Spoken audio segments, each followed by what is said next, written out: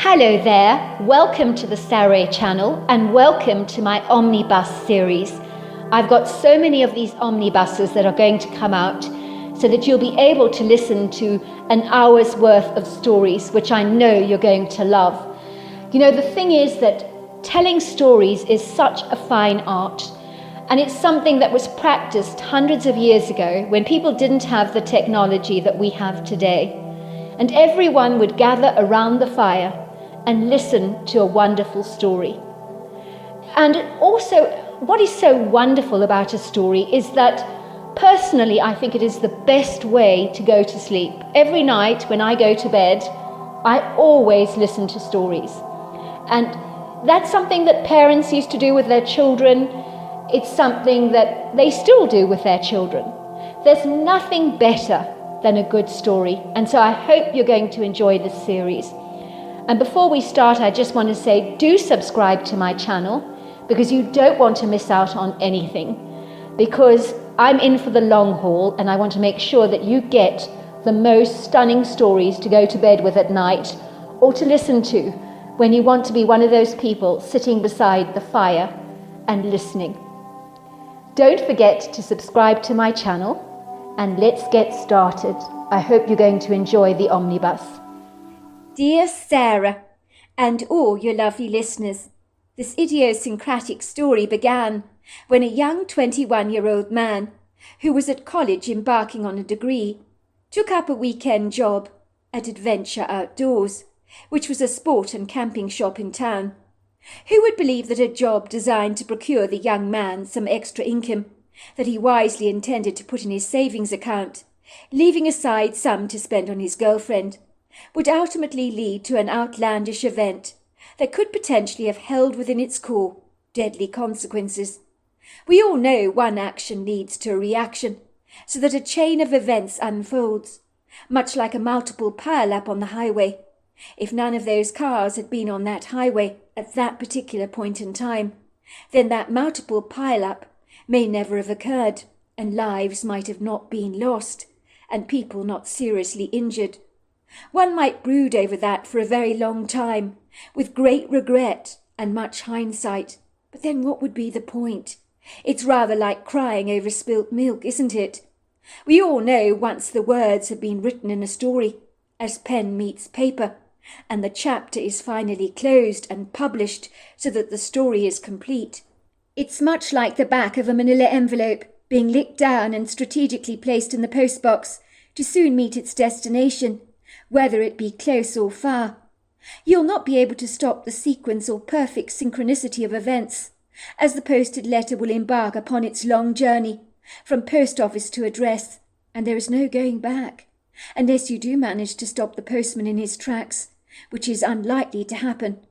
It's like a well-meaning set of inauspicious words that spontaneously spout out of your mouth like the water from a water pistol that cause offence, as they came out all wrong, and the damage has been done, and the person has been hit by the cruel velocity of your words that you so wish with all your heart you could take back, but it's too late.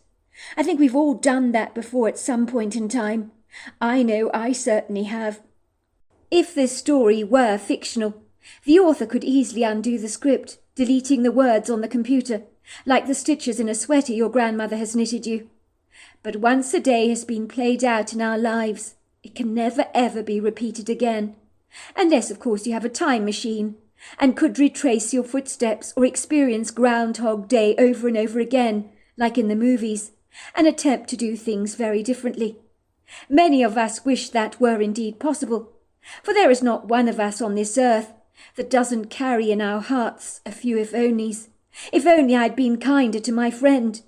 If only I'd told my husband I loved him. If only I'd known we would have been robbed. If only I had studied for that exam. If only I hadn't got so inebriated and drunk so much alcohol that night. If only I hadn't eaten all the langoustines at the restaurant. If you were to look at what was soon to unfold for this unsuspecting young man, you might have been able to warn him. In truth, he had been unduly warned, but the warning had been so ambiguously vague, so obscurely foggy, that although his feathers had somewhat been ruffled, and his nerves ever so slightly frayed, he did not pay close attention to the warning. He perceived it came from the ramblings of a very strange elderly woman, who was probably as mad as a March hare. Ostensibly this was the kind of ominous warning you didn't pay too much close attention to, unless you were highly superstitious, which this young man most certainly was not. Indeed, nothing scared him very much, not even horror movies on television. And as for being afraid of the dark, it had never bothered him in the slightest. He was more mature than most youngsters his own age, possibly because his brothers and sisters had been so much older than he was growing up. So his whole life had been doused with the maturity of those older and wiser than he was, which was why growing up he'd found kids his own age ridiculously immature and childish. The young man's name was Zack Leningrad. He had 2 older brothers and 2 sisters who had now long since left home and were all married. He was the late lamb in the family. People expect the late lamb to be the spoilt one, the one who gets away with murder, the one who can do what the hell he likes, as if the boundaries of discipline have crumbled away, like the Berlin Wall, when it first came tumbling down. Many falsely assume that when a late lamb fortuitously comes along, the parents become as soft as marshmallows, syrupy sweet, and giving in to their child's every whim. For many families that may intrinsically be true. By the time they've had their final child, they're just way too exhausted to care about discipline. Any parent will tell you that raising kids can wear you down, and it's a great deal of hard work. One man put it very well. He described taking his children on a holiday was really like taking his children on a holiday. Would you want to go on holiday with someone who complains, has temper tantrums, is disagreeable and terribly dirty? Of course not. But that can be kids for you, he had said. If an adult behaved like that, you'd never go on holiday with them ever again. But you're stuck with your kids. And despite their annoying ways, you love the bones of them and would literally take a bullet for them in a heartbeat. Zack may have been the youngest child, who had somehow overcome his mother's contraceptive procedures and insisted on being born. Like that one little annoying tenacious grass seed on a red brick driveway, resistant to being killed by the petrol or hot water you pour over your bricks to flush all the weeds and grass away. Zack was the surprise the family had never anticipated. At first his mother was mortified to be pregnant and cried for 6 weeks straight, cursing the seed growing within her, as if she hoped by willing it away that somehow she'd invoke a miscarriage. But she had underestimated her baby's determination to be born. Maybe she could intuitively sense the determination of her baby to be born. Who knows? One day she became terribly excited about being pregnant, cradling her belly lovingly. Maybe one more baby wasn't quite so terrible after all. And throughout her pregnancy she blossomed like a dogwood tree in spring, and her husband Teddy told her she'd never looked more beautiful a day in her life. It would seem her peachy skin just glowed, her blue eyes sparkled, her blonde hair became shinier, she looked radiant, something that everyone complimented her on. In all her other pregnancies, Izzy had dark circles under her eyes, constant nausea and morning sickness, and intense exhaustion, especially in the final trimester. But none of that happened in their final pregnancy. When Zack was born, her heart melted like chocolate, and both parents were in love with their late lamb, and so glad about the mistake that had serendipitously punctuated itself in their lives. But one thing about the Leningrads was they were not pushovers, but parents with a determined, steely resolve to raise their kids with strong boundaries. Another child for them did not mean their parental discipline should begin to sag, like an old mattress that has lost its bounce. On the contrary, Zack did not receive any special favoritism whatsoever from his parents, who were as tough on him as they had been on all their children. Zack lived with his strict but devoted parents, almost like an only child, in a green leafy Atlanta neighborhood in Sandy Springs in North Fulton County, the kind of place with an urban suburban feel about it, and a plethora of coffee shops, restaurants, and plenty of fabulous parks. Life had been good for Zack, and he had been raised in a loving environment, but the mulishly stubborn determination he had about being born had become very ingrained in his personality. When Zack wanted something, he'd stop at nothing to get it, and wild horses could not tear him apart from his goal. Growing up, Zack fell in love with the neighbour's cat, Sooty, and would visit that cat every day, come rain or shine.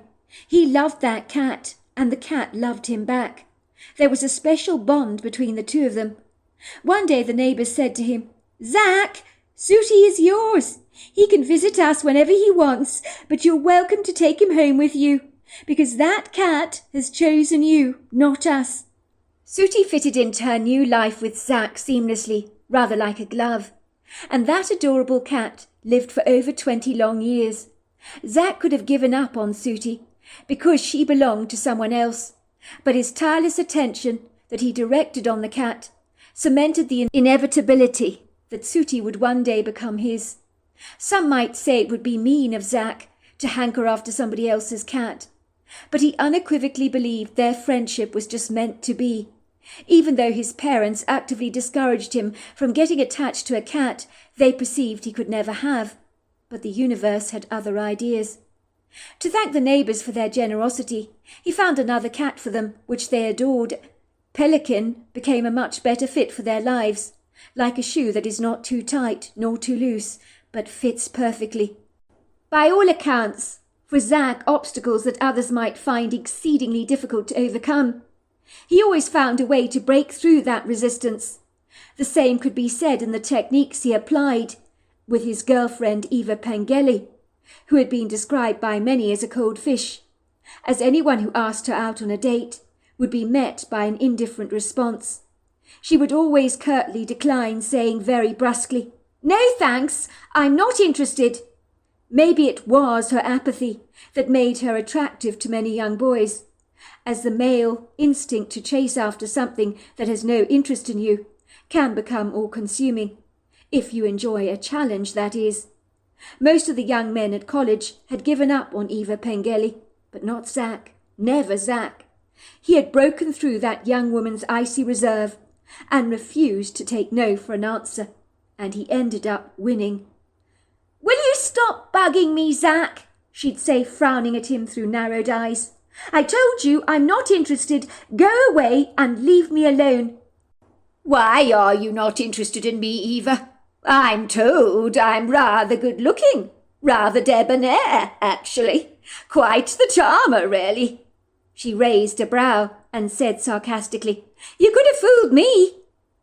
"I don't understand how you could possibly turn me down, Eva. I'm asking you on a date." "You don't understand why I'm turning you down?" she'd said wryly. "You're kidding, right?" "No, I'm not. I'll make you a deal. I'll never bother you ever again if you agree to meet me in town for a milkshake during the day. Or we could, of course, go to a bar in town for a drink in the evening. The choice is yours." Zack had looked at her earnestly, his blue eyes unable to disguise the hope in their depths. Eva was blindly oblivious to the fact that Zack was crossing his fingers and inwardly praying that this unyielding, seemingly cold-hearted woman would say yes to him. Eva considered his request for a moment. She studied Zack through her narrowing green eyes, as if deciding whether he could be trusted or not. "All right," she finally sighed. "I'll have only one milkshake in town with you, and that's it. And I certainly won't accept your offer for an alcoholic beverage in the evening. And then you promise to leave me alone and stop pestering me like an annoying mosquito. Deal?" "Deal," Zack had said, a cheeky grin developing on his face so wide that it could barely fit on him. "You won't regret it, Eva. I promise you that." "I hope not, Zack," she said, eyeing him warily. Zack could not believe that Eva had actually agreed to go out with him for a milkshake. This was his quintessential opportunity to win her over, and he couldn't afford to make any mistakes. Zack could not figure out why this young woman intrigued him so much. There were prettier young women than Eva around the campus, all eager to date him. But Eva, there was something special and unique about her, and in Zack's eyes she was the most beautiful woman he'd ever seen. She was like the expensive candy in the sweet shop that your eyes waver over, and you wonder what it tastes like. Eva was mysterious, and he was inexplicably drawn to her. He wanted to get to know her much better. But the quintessential question was, would the Snow Queen actually melt enough for him to get a little closer to her? and that was highly doubtful. Eva had surmised that if she agreed to go for a milkshake with this annoying young man, who kept asking her out over and over again, then surely he'd finally leave her alone and get the message. It seemed a small price to pay, so she had agreed to meet up with him in town. Besides, she did like the milkshakes at the Milky Lane, and the salted caramel milkshake was to die for, and no one wanted to drink a milkshake on their own, did they? When she met up with Zack on that Saturday morning, she had in mind to order her salted caramel milkshake and then bog off, telling the disappointed Zack Leningrad that their deal had been finalised. They'd enjoyed a milkshake together, and now he must quit bugging her, as he had cordially promised to do. What Eva had not bargained for was how hilariously funny Zack Leningrad could actually be, and how he had the innate ability to hold your interest. This she had not anticipated by any manner of means. She had never given any chap a chance to win her round, and in her personal opinion, Zack Leningrad was the most annoying young man she'd ever had the privilege to meet. He just never took no for an answer, and never ever seemed to get the message. She always seemed to enigmatically bump into him at the university campus, when she'd been doing her level best to avoid him. She could count on her fingers how many days she almost went slamming into him like a bird on the bonnet of a car. Was the man stalking her? Was he some kind of weird creep or predator? It wasn't natural to keep bumping into the same person day after day on such a large university campus. Some people might say it was serendipitous, as if fate was tying this unlikely duo together, like a pair of shoes that fit perfectly. Eva was not quite so sure about that. She didn't know why she was so aloof, why she wasn't interested in dating members of the opposite sex, rather like the rest of her friends were. Maybe Eva was cynical and naturally scathing about relationships between men and women, because her father had left her mother before she was born, and was still claiming that Eva was definitely not his child. With the progressively sophisticated DNA advancements in recent years, it could easily be proved that she was undeniably his daughter. Eva's mother had told her adamantly growing up that her father did not deserve the privilege of being a father, so she wouldn't even waste her time proving this indisputable fact that he was indeed her father. I mean, what was the point? "You know, Eva," she told her daughter, "that man is a rat. Being a father is so much more than just DNA. It's about taking responsibility and manning up, isn't it? That man knows you are his daughter, and yet he won't admit it, just to avoid paying childcare costs. For him, it's all about money. He doesn't care about you in the slightest, so you should not care about him either. It works both ways, doesn't it?" Eva had grown up as a single child, raised by her mother, with no positive male role models in her life. Perhaps her mother's wariness towards men had rubbed off on her, but it was so subtle, so invisible, she wasn't even aware those underlying misgivings were even there. Is that a possibility? Why she was pushing men away, and anyone who showed an interest in her? Was she afraid of getting hurt, like her mother had been? It was more than a little lightly. Eva was a contained, reticently private person, who thoroughly enjoyed her own company and adored reading. She preferred the stories in fictional books than the stories that played out in real life, and loved to retreat into a make-believe world, especially ones that invited happy ever-after endings, where the dysfunctional world in which she lived appeared to be so much more perfect. When she told her best friend Eloisa she was going to have a milkshake in town with Zack Leningrad, her friend had looked at her so enviously. "You're a lucky fish, Eva. Zack is gorgeous. Those blue eyes, that dark curly hair. It makes me melt. Every girl on campus would like to go out with that man. And you're so nonchalant about it. I don't understand you. I wish to God he'd ask me out. I'll go in your place if you like. You don't even look that happy about your date. You know what, Eva Pengelly? You may be my best friend, but you're the strangest girl I've ever known. If you must know, you look like a black bear with a sore head who's about to be throttled by a grizzly, rather than the lucky devil that's got a date with Zack. Are you blind?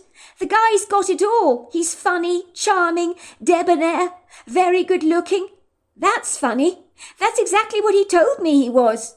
You're not in cahoots with him, are you? He hasn't paid you to tell me he's irresistible, has he? I wouldn't put it past him. If the truth be told, the only reason I've agreed to go on this date is because that irritating jerk just won't leave me alone. I keep bumping into him at the university campus for some bizarre reason. That's why I've agreed to have a milkshake with him, as he's promised that he won't bug me again if I do. Good luck with that, laughed Louisa.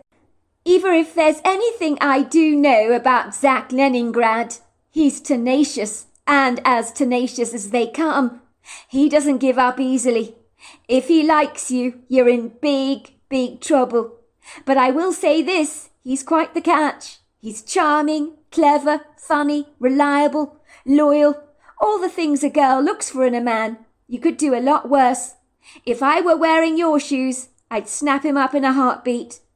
Well, I'm not remotely interested in him, said Eva. My mother's life was screwed up by a man that she loved, who let her down and refused to take responsibility and admit he was my father. I don't want to end up repeating my mother's life story. I'm terrified the very same thing could happen to me. That really sucks, Eva, said Louisa. But it doesn't mean because your real father was a pig that other men are like that. You should give Zack a chance. He's a really nice bloke, I promise you. When Eva met up with Zack at the Milky Lane, she found him there waiting for her patiently, even though she was 10 minutes late, on purpose, of course. Arriving on time would give out the wrong message and make her appear keen, and she couldn't have that. He must realise that she'd dragged herself very reluctantly to the Milky Lane, and that it had been a laborious obstacle course just to get there. She was surprised to find that her cold heart was beginning to melt, and beating a lot faster, and she felt herself becoming quite flustered, especially when he told her she looked so pretty, and when she told him about her father. His words surprised her. Your father? What an absolute jerk, he said. I can't understand why he didn't want to be your dad, and to take responsibility. You must have been an adorable child growing up. For the record, not all of us men are like that. I'd never behave like that if I made a woman pregnant. But I wouldn't make a woman pregnant unless I was prepared to commit to her for life. That's the way it should be. If Eva had been asked to describe what they discussed over the milkshake, or why she'd laughed and why the ice of her cold heart had finally thawed, she would not be able to tell you. But what she knew from that moment on, that something had been birthed between the two of them, a connection that she could not deny, and she knew then and there that she would be seeing Jack Leningrad again, and for a lot more milkshakes.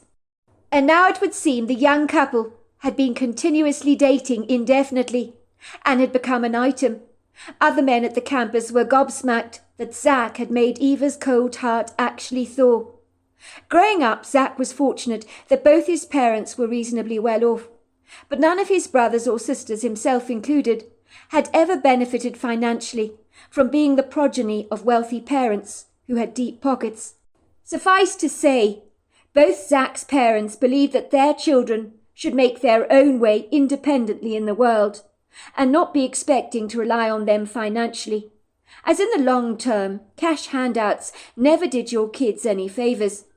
Zack wanted to save up for 2 reasons. One was to be able to spoil his girlfriend Eva, and 2, to buy himself a second-hand car. And the only way he could do this was taking up odd jobs to raise the money. He knew that saving this money would be a laborious, long process, but if you wanted something badly enough, you had to work hard for it, and Zack wanted a car badly. He clandestinely wished his parents could be more generous towards him, so it wouldn't be so difficult to raise money to buy some of the things he naturally needed. But his dad lived by the age-old adage that you needed to be cruel to be kind to your children, and going soft towards your kids was the first sign of weakness. Youngsters have it far too easy these days, his father had told him. In my day, people had a work ethic that is lacking today among the youth. In those days, they worked hard for a living. Nowadays, people have the sense of entitlement, as if they expect to get something for nothing, without working very hard for it in the first place. My guess it's all these tech billionaires that have become insanely wealthy overnight. They haven't been a positive role model on the youth of today. One day, son, you will truly thank me for being tough on you. It's a little like if I was raising a couple of lion cubs, providing them with a plethora of meat. Then I throw them out into the wild, and they're left to their own devices. They have no clue how to fend for themselves, or how to even hunt. I think you're wrong, Dad, Zack had said. Those lions would soon learn to hunt, I'm sure of it. Their instincts would naturally take over. They'd kill animals to survive. It's in their DNA. It's in all of us, this instinct to survive. And in tough circumstances, it automatically kicks in. I don't agree with you, son. Lions have to learn to hunt. They're taught by their parents. If they're clueless about how to hunt, they're not going to succeed. And besides, you're not getting my point, son, said his father, sighing with exasperation. I would not be a responsible parent if I wrapped you in cotton wool. That's what I'm trying to tell you. Look what happened to Rory Foster. Everyone knew what had happened to that kid. His wealthy father bought him a fancy sports car for his birthday. And that poor young man accelerated in his brand new car, far too fast for him to handle, and he hit a tree, killing himself instantly. What's Rory's story got to do with me? Sighed Zack indignantly. It's got everything to do with you, son. It's what we parents need to learn not to do with our children. That young man was literally given a loaded gun by his well-meaning father, said Zack's father sorrowfully. And the tragedy is he meant well by it. He really did. He delighted in taking pleasure in spoiling his son. In truth, you don't go buying your son expensive stuff when they're not mature enough to handle things like that, especially something so powerful. If Mr. Foster had made his son save up for his own car, he'd have never been so reckless with it, believe me. He would appreciate it far more if he'd had to pay for it himself. Besides, he'd never be able to afford to buy himself something so impractical and so powerful in the first place. The trouble is, at your young age, you lot seem to think you're invincible, and that bad things only happen to the old and frail. But anyone of any age can have a fortuitous, tragic accident. And the only way you can learn about how to respect money is when you make it for yourself. Yes, it's tough. It's never easy. But the best lessons we learn in life are not easy. I promise you, one day you will thank me that I encouraged you to earn your own money and to stand on your own 2 feet. It'll help you to become innovatively industrious, savvy, practically prudent. And you can't pay for that with all the money in the world. Those are lessons that can only be learnt. Zack did not agree with his father about many things, but his point about the foster kid resonated with him somewhat. He knew his father was absolutely right. The young man should never have been given such an excessively extravagant gift. He wondered how he would have behaved if the boot had been on the other foot. I probably would not have resisted taking a sports car for a very fast spin, he thought to himself. It would have been so exciting to be an owner of such a phenomenal, flashy car. And the same thing could have happened to me, he thought. I could have probably got carried away and kept pressing my foot down on the accelerator to go faster and faster and faster, to my very own detriment.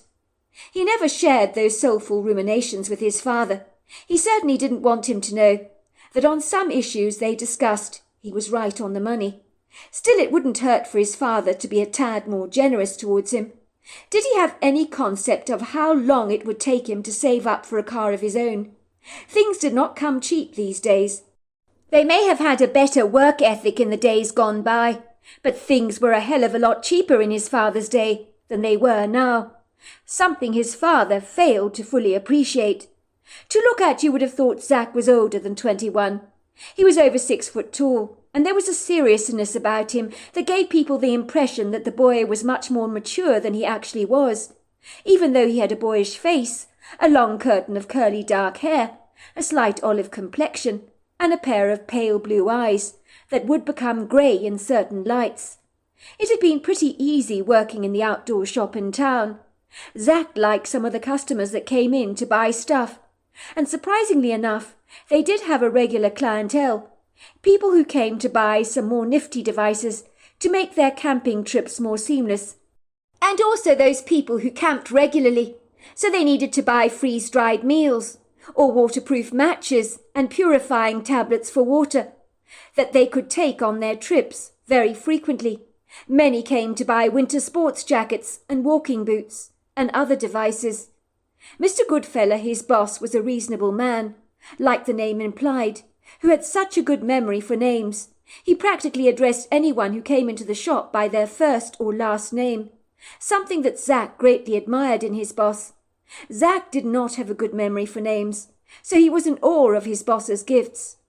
"Try to remember your customers' names, Zack," Mr. Goodfellow had told him.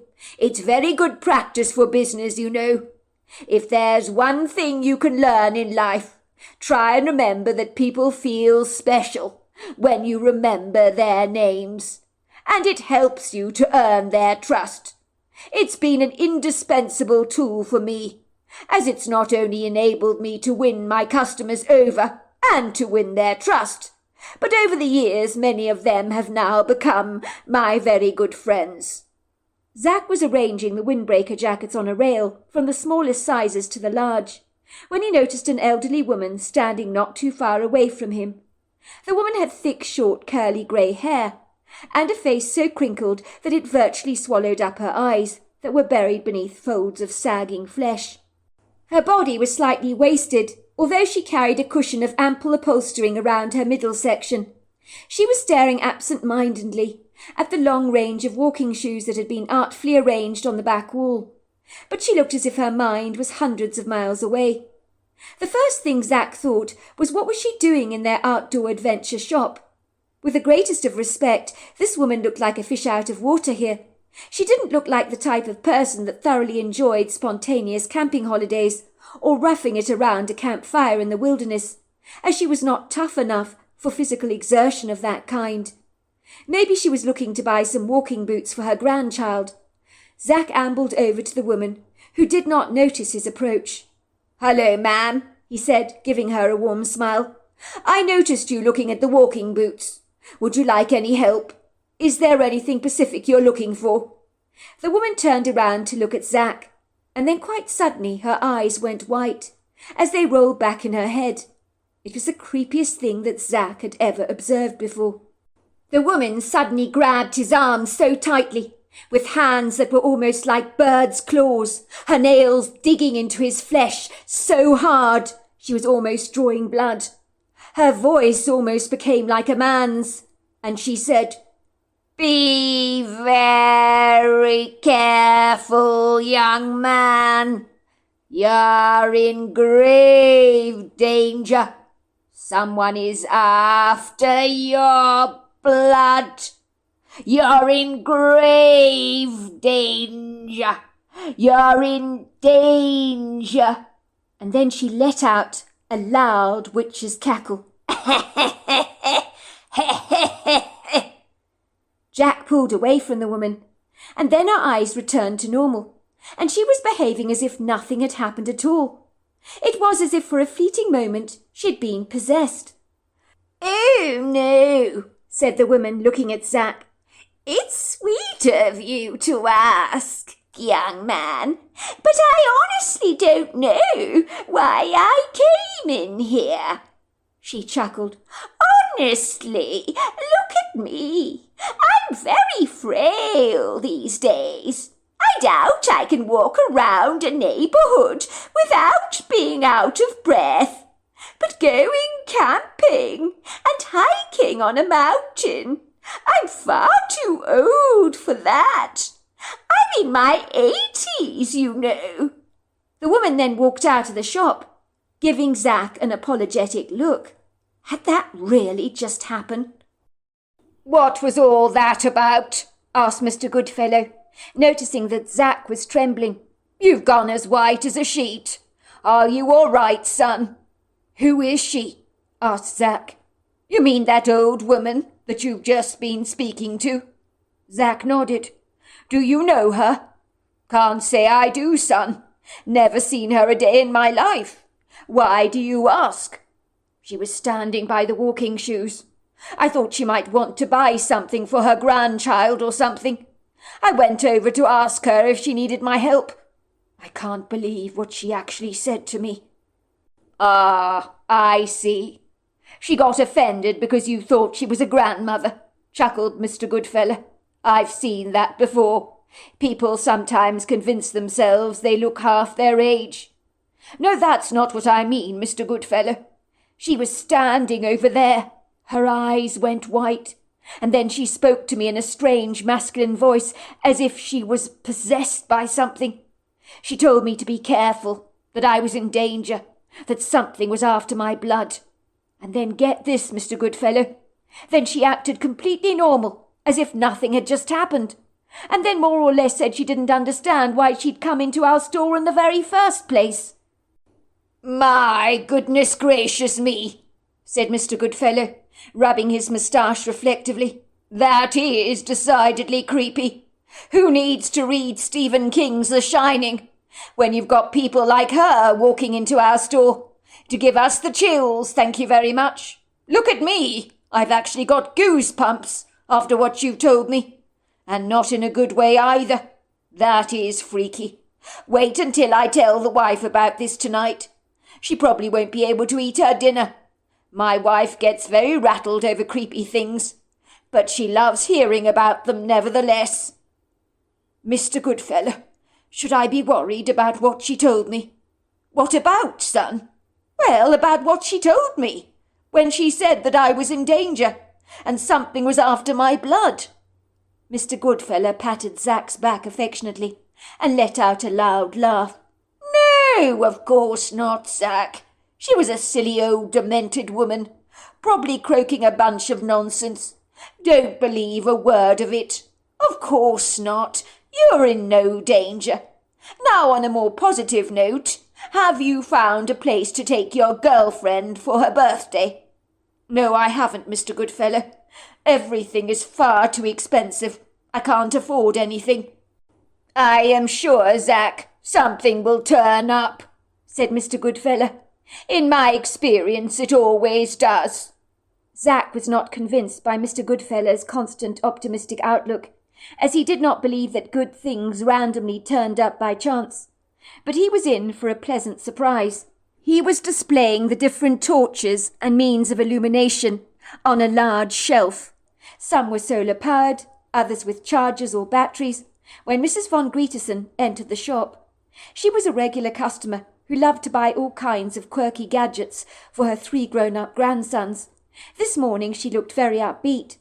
She was a robust woman who was as strong as an ox, and who, although in her early 60s, was as fit as a fiddle. She always wore bright dresses with bold flowery designs, and a plethora of beads around her neck. Zack secretly suspected that Mrs. Angel von Grietersen really rather fancied Mr. Goodfellow, and was looking for any excuse to have a good old chinwag with the man. Mr. Goodfellow always enjoyed chatting with his customers, and was genuinely pleased to see Mrs. Angel von Grietersen. Zack had often privately wondered why a mother would ever dream of calling their child Angel, but he would soon realize that Angel von Grietersen's name was most apt, given the woman would prove to be an unsuspecting angel for him on a normal Tuesday afternoon. "How are you, Angel?" Mr. Goodfellow asked her. "I'm actually doing very well, thank you very much. I'm pleased to tell you. I was rather poorly last week. Some mysterious bug got me down. But thankfully, since yesterday, I've been on top form." "Glad to hear it, Angel. You look great." "Thank you, Niles. You do say the sweetest things, don't you? I know where to come when my flagging ego needs a boost. Just come to outdoor adventures, it would seem." Before long she was talking to Mr. Goodfellow about a dinner party she had had the previous night that turned out to be a great success. "Do you know, I thought the dessert was going to be an absolute catastrophe," she explained. "I made a pavlova with cream and fruit, but it all just broke apart in my hands. It was my daughter's idea to crunch it all up, put it in glass goblets, fold the meringue in with fruit and cream, and decorate it with strawberries. And get this, it was the best dessert everyone has ever tasted. Everyone was asking me for the recipe. My daughter tells me it's a genuine dessert in England. It's called Eton mess, would you believe? You fold meringue, fruit and cream together and put it in glass goblets and serve at once. It tastes absolutely amazing. You don't want to leave it in the refrigerator for hours because the meringue will dissolve. I gather a chef in the UK had a similar experience with broken meringue and fruit, and he did the same thing as I did, put it in goblets. So that is when Eton mess was born. Sounds intriguing, said Mr. Goodfellow. I certainly shall give that a try. Oh, you've got to do it, Niles. It is delicious. All of a sudden, a cell phone in her handbag began to drill away, and she raised her hand to Mr. Goodfellow. You don't mind awfully, do you, if I get this, Niles? Absolutely not, Angel. You go ahead. Mrs. Angel Greeterson, who was a tad disorganized, began wrestling with her large leather purse to extract her cell phone. She quickly brought it over to the counter and began pulling all kinds of supercilious items onto the glass surface. A couple of them made Mr. Goodfellow raise a questionable brow. In particular the corkscrew, a small jar of bacon-flavoured mayonnaise, a baby's rattle, some Vicks Vapor Rub, some tissues, a powder puff, a Diamante leather dog collar and matching lead, Christian Dior's red lipstick, and some La Prairie hand cream. It was mind-boggling what clandestine secrets lay buried within the depths of a woman's purse. And Mrs. Van Greeterson's cell phone lay at the very bottom, like a wishful coin in the Trelly fountain, carrying a dream on the wings of its burnished surface. Mrs. Van Greeterson finally found her cell phone among the tangle of disordered chaos. The annoying cell phone with its god-awful ringtone was even beginning to annoy the customers in the store, who were glancing in her direction with that please shut that thing off kind of look in their wary eyes. She was almost out of breath when she finally grabbed the phone and hurriedly answered it. Relief swept over the entire store, like a cool, refreshing wind on a hot summer's day, when the jarring noise finally stopped. Zack could not believe that anyone in their right mind would have such an annoying ringtone, but maybe Mrs. Van Greeterson had bad hearing and had no concept how dreadful that shrill sound actually was. One thing was for sure, it never got boring here at Outdoor Adventures. "Yes, it's Angel here. Who is this?" said Mrs. Van Greeterson, speaking loudly into the phone.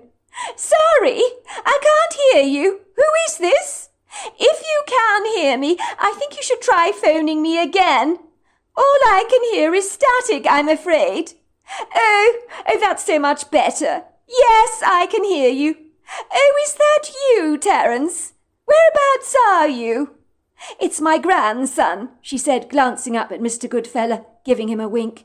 "Yes, sweetheart, what is it? Yes, I can still hear you, but the reception is quite dreadful, it really is. I'm here at the Outdoor Adventure shop. I was thinking of buying you a nice jacket for your trip to the cabin. What size should I get? A medium large, do you think?" Mrs. Goodfellow made a disappointed face. "Oh, my word, that really is bad news. What is wrong with her?" "Well, it can't be helped, can it? Don't you worry about me, dear. Of course I'm not offended. What are you taking me for? I'm your grandmother. No, I won't get my money back. It's paid in full, but it really doesn't matter. It's one of those fortuitous things, isn't it? Maybe it just was not meant to be. But I hope the operation goes well for her, and that she feels better. Do please send her my love. Oh, it is a very sad thing to happen. But these things happen in life, don't they, sweetheart? Anyway, I'll speak to you soon." Oh dear, said Mrs. Van Greeterson, putting her cell phone in her purse and pulling a sad face. "What is it, Angel?" asked Niles Goodfellow, looking concerned. "You look as if someone's hit you across the face with a baseball bat. Are you sure you're all right?" "Oh, I hope I don't look as bad as you claim," I'm just a tad disappointed, that's all. It was my grandson Terrence's 30th birthday. I booked a pretty little cabin for him as a present, and for his wife Jane, for them to go for the weekend together. Well, his wife has only gone and broken her leg. She fell down the staircase after tripping over their dog. She has to have an operation. A couple of the bones need to be realigned, you see. God only knows what she did to herself, poor thing. I did warn her about that Labrador dog of hers. He's always getting under her feet. The long and the short is they're not going to go to the cabin this coming weekend, and those walking trails will be off limits to them anyway. I've paid for the cabin in full, but it's now going to waste. It seems a dreadful shame, doesn't it? Such a charming place it was, too, in the Georgian countryside. I think I've mentioned it to you before. I wouldn't mind going there myself, but you know my husband. He's not desperately outdoorsy. The closest he gets to going outdoors is in virtual sports, you know. What's that? Asked Mr. Goodfellow, looking nonplussed. Is that some online game that I've never heard of before? But then I'm not computer savvy, so I wouldn't know about that kind of thing. Oh, no, nothing like that. It's watching his sports programs on television, you know, ice hockey, football, stuff like that. Mr. Goodfellow's back straightened. He made a strange sound at the back of his throat. You were saying, Angel, that the cabin has been paid for in full, and is going free. Is that right? Oh, absolutely. That is right, she said, looking at Mr. Goodfellow with bright eyes. You don't want it, do you, Niles? It seems such a dreadful waste not to use the charming place. Would you like to take your lovely wife there? Everything's been paid for, and I would be so delighted if someone made use of it. I've booked the cabin in the past for friends of mine as gifts, all who have raved about it. It's so charming, idyllic, you know, like a fairy tale. The location is awfully romantic. If that is the case, Angel, I think Zack over here would be very interested in taking his girlfriend to this cabin you're talking about. He's been wanting to take her somewhere special for her birthday, but money is very tight for him. So if you're saying your place is going spare, and you're certain you can't get your money refunded, well, I'm very sure Zack would be more than delighted to enjoy the benefits of the cabin. Isn't that right, Zack? Zack nodded, with a look of bemusement on his face. Mrs. von Grietersen opened her wallet, pulling out a piece of paper and a set of keys. That's for the cabin, Zack, and this paper contains the address of the place. I would be so terribly delighted if you would stay there on my behalf. It means that my money has been put to good use, and gives me great pleasure to know you will thoroughly enjoy the place, and that I can assure you you will. Mrs. von Grietersen, this is very kind of you, but I don't know if I can afford to pay you back. Don't you know the meaning of the word free, Zack? Said Mrs. von Grietersen. You don't need to pay me a thing. Now don't look a gift horse in the mouth, will you?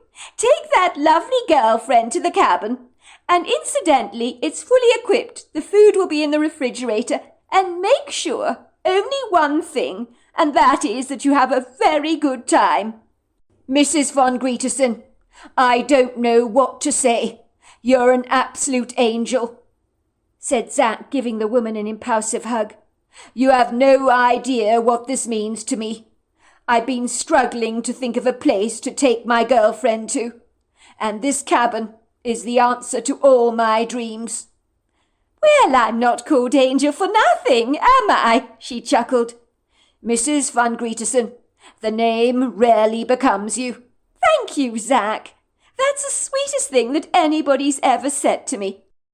Just make sure you enjoy yourself. That's all I ask. Well, we most certainly will, Mrs. von Grietersen.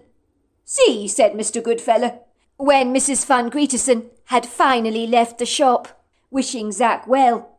Did I not tell you something good would come up? And before you ask, yes, you can have the weekend off. Zack still felt rather shell-shocked about his good fortune when he phoned Eva to tell her the good news, that he was whisking her away for a surprise weekend. Somehow he'd have to persuade his dad to lend him his car, but that was a small bridge to cross, one he was sure he would overcome with a little persuasion. Zack's account. I was very excited about taking my girlfriend Eva to the cabin that Mrs. von Grietersen had booked. She had spoken about it a great deal when she visited our store on multiple occasions. "Oh, it's such a dreamy little cabin," she'd say, "in the middle of these gloriously enchanting woods and far away from everything.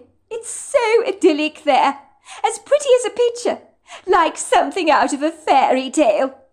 I remember thinking to myself that I wished I could take Eva to a place like that, but it would likely cost an arm and a leg, and at 21 years old I was not exactly flush with the cash, but I could dream, couldn't I?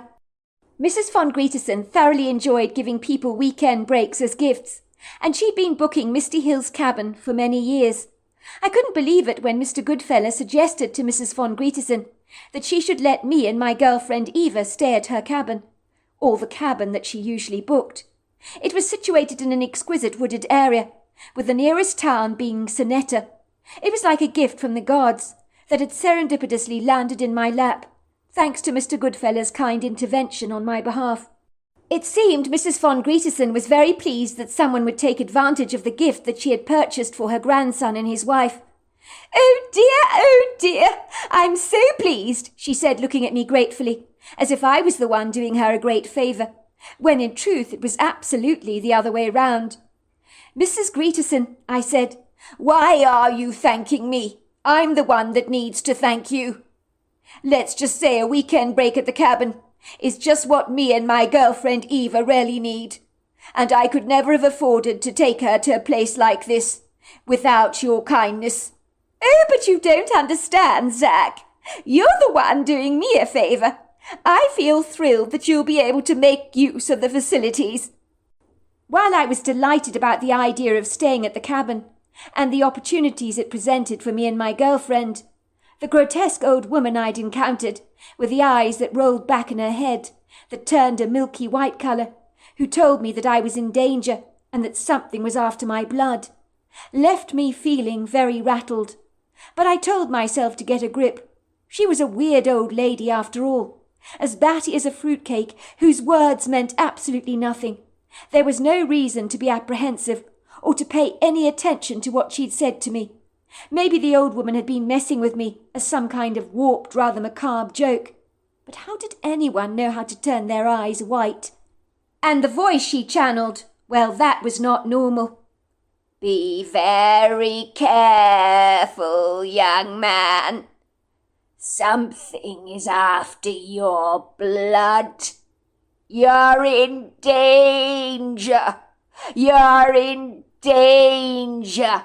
Be very careful." Ha ha ha ha. My parents were naturally thrilled. I was taking Eva on a weekend break. And believe it or not, my father said I could use his Range Rover to drive there. And let's just say it looked as if fate was finally smiling down upon me. "So where are you taking me?" Eva asked me. "You're being so secretive, but I'm intrigued, Zack." "All I'm telling you," I answered, "is to look for a signpost that says Misty Hills. I gather it's very obscure, easy to miss, so I need you to keep your eyes pinned when we drive down some of those bumpy dirt roads. You think you can do that for me?" "But of course I can do that. I'll have you know I've got the eyes of an eagle. Nothing gets past my steely gaze. So you're in luck." The journey was over 2 hours by car. It wasn't a long drawn-out trip, which I was thankful for. We travelled down Interstate 85, I think it was. Me and Eva listened to music. Eva was addicted to 80s tracks, as growing up her mother played 80s music around the house all the time. So we were listening to all kinds of 80s hits. I mean, the lyrics and the beat was so good back then. The music had grown on me since I'd listened to it with Eva. "It's so much better than the stuff they produce nowadays," she had assured me. We finally found ourselves weaving through a very wooded area, where the roads of asphalt had been taken over by weeds and grass, and were crumbling away. But my father's car was made for terrain like this. The rubber tyres bumped over dips and crevices in the road. It made our trip all the more exciting. The trees on the side of the road were hugging each other, with boughs outstretched above our heads, forming the beginnings of a canopy, but we could see the peppering of blue sky from between the branches. Then we saw a very obscure little path leading through the trees, which I very nearly obliviously went rolling past in the Land Rover, had it not been for the sharp discerning eyes of my girlfriend. "I think that must be it," said Eva, pointing towards a tiny narrow path leading through the trees. "No, that can't be it," I said, shaking my head. "There would be a sign, wouldn't there? And the road is terribly narrow. It's just about big enough for my car to fit through, and that's about it." "But there's a sign, don't you see?" said Eva, pointing. "It's on the ground. It's been pulled out of the ground. It's upside down. That's really odd. I mean, it looks hefty, doesn't it? As if someone's yanked it straight out of the ground. I'll go and see what it says." "I'll check it out, shall I?" I watched as my girlfriend climbed out of the Land Rover, leaving her door slightly ajar. She walked towards the fallen sign on the side of the narrow path. She was wearing shorts and a T-shirt, as it was early summer, and the temperature was very pleasant. She turned around to look at me, her green eyes dancing with satisfaction. She lifted up her thumb. She was trying to pick up the sign, but it was way too heavy. She swanned back to the car, climbed into the passenger side door. "Good news, we found the place. This is it. The sign says Misty Hills. It's in great nick, the sign. I can't for the life of me comprehend how it's fallen to the ground like that. Something had to pull the sign out of the ground. I mean, who would do that? It's insane." "Maybe someone doesn't want us to find the place," I said teasingly. "Don't say that," said Eva, crinkling up her face. "That sounds so sinister. So are you going to tell me where we're going now that we're here? Or is it still a secret?" "Wait and see," I said, grinning cheekily. I had to be very careful to manoeuvre the car down that narrow path, because the tree branches could reach out and scratch the sides of my dad's car, and if I returned it to him in bad nick, I'd have to foot the bill for the damages, and I could not afford to let that happen. "So many trees," said Eva, who was constantly peering out of the window to direct me more to the right or left, depending on how close the tree branches were to the car. "They really should cut these branches right back," said Eva. "I mean, it's ridiculous, isn't it, how narrow this path is? If your car were any more bigger, it would look as if it had had an unfortunate run-in with a cactus. It would be so messed up." Luckily, the narrow path eventually widened, and we drove through an open clearing, fringed by trees on every side, where we observed the most gorgeous-looking wooden cabin. It was Eva who let out an audible gasp when she saw the mesmerizing place. "Oh, my God! This is beautiful, Zack. It's like out of a fairy tale, isn't it? Where the hell did you manage to find a place like this? I thought we were going to a camping ground or something. But a place like this, it must have cost you an arm and a leg. How could you possibly afford it? I mean, this isn't even an old miner's cabin. It looks like a Swiss chalet, like something you would stay on in a luxurious ski resort." I grinned sheepishly. I was certainly not going to tell Eva about my lucky break. "Well, I have my ways," I told her. Eva reached out to give me a huge hug. "You know what, Zack? You never cease to amaze me. You were once an annoying mosquito to me, but you've turned into a prince. This place is brilliant, and I mean brilliant. I hope it's as charming on the inside as it is on the outside." "You'll have to see, won't you?" I said, handing Eva the key. "Why don't you go and have a look?" I was reasonably confident that the cabin would be exceedingly comfortable on the inside, but I can't say I was remotely prepared for the luxury that awaited us. On the outside, the cabin looked more like a Swiss chalet, as Eva had pointed out, as it was made entirely out of wood and was 2.5 stories high, with a low-pitched, wide, heavy roof that sloped downwards, a front gable, supported by decorative brackets, very large windows, and an upper and lower deck, overlooking the pretty views of the woods and, of course, the surrounding countryside, where rocks peered out of the grass, and wild, untamed, pretty flowers popped their buoyant heads through the rambling foliage. I was even more impressed with the interior of the cabin than the exterior. It was designed with comfort and luxury in mind, with large open fireplaces and cosy, sumptuous furnishings. But the attention to detail was startlingly impressive, with coordinated curtains and couches, and bright injections of colour, along with comfortable rugs, interesting throws, and bright pictures and tapestries on the walls. The kitchen was avant-garde and top of the range, with a sizable refrigerator stocked with food that made my mind boggle, from oysters on ice, cold langoustines, interesting pre-cooked pasta dishes, French champagne, and a plethora of ice-cold drinks from cokes to lemonade. When Eva opened the refrigerator to inspect the contents, her eyes popped open wide, and she said, "No way! You've got to be kidding me! How the hell could you afford this, Zack? I really don't understand. You're a poor student. How the hell?" I put my finger on my mouth. "Shh, Eva," I said. "Stop asking questions. Just enjoy yourself." When we slipped up the classic wooden staircase to the main bedroom, the bed was covered in rose petals, and vast arrangements of flowers were liberally displayed on the ornate wooden dresser. Eva just stood there gasping, her hand over her mouth. "Stop it! Stop it! Is this real, or am I imagining things? Tell me I'm not imagining things, Zack." She threw herself happily onto the large bed, covered with white Egyptian cotton bedding, and groaned ecstatically. "Oh my goodness, this bed is to die for! I think I've died and gone to heaven. It's so comfortable. I don't think I'm going to be able to get up in the morning. You'll have to drag me out of bed. This mattress is so dreamy." I pulled Eva up from the bed with a firm, commanding hand. "I tell you what we're going to do. We're going to unpack very quickly, have a refreshing drink, and take a walk down one of those trails in the woods. We didn't come all this way to be bone idle. Part of the fun is to go exploring. You like an adventure as much as I do, don't you, Eva?" "Must we?" said Eva, making an exaggerated, sorrowful face. "If I had my way, Zack, I'd lie in this bed all day long, drinking French champagne, eating oysters on ice, and tucking into langoustines with lemon butter and garlic." "We're going for a walk, Eva. It's part of the experience of being here.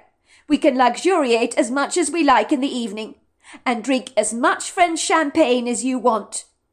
That morning we spent most of the day exploring one of the trails in the woods, and the woods were as prepossessing as the cabin itself, for nature had ensured her well-endowed bounty would be proudly displayed, as lofty trees towered up to the heavens in an elegant repose, not afraid to take up their positions in the ground, and to stretch out their sculptural boughs as wide and as high as they possibly could, as if competing against each other for as much light as they could gain. The canopy above our heads was fully shaded, as oaks and red maples tangled themselves together with a rambunctious enthusiasm as their boughs hooked into each other. There were open spaces between their verdant leaves that allowed soft prisms of sunlight to trespass the forest floor, showering everything in a peppering of ethereal light. The woodland trails were like a bridle path, covered with the pretty confetti of tired old leaves, now so firmly embedded in the ground that they were swiftly becoming like mouche, to become as rich and as dark as the fertile soil itself. There were gnarled roots poking obtrusively through the ground, and although sculptural and attractive to observe, they were treacherously dangerous if you were to get your foot snagged between them. There were jutting rocks poking through the ground rudely, pretty ferns with long peacock feathers of green lace, flowering shade-loving plants and creepers that brushed their resplendent weeping foliages across the earthen soil without much apology.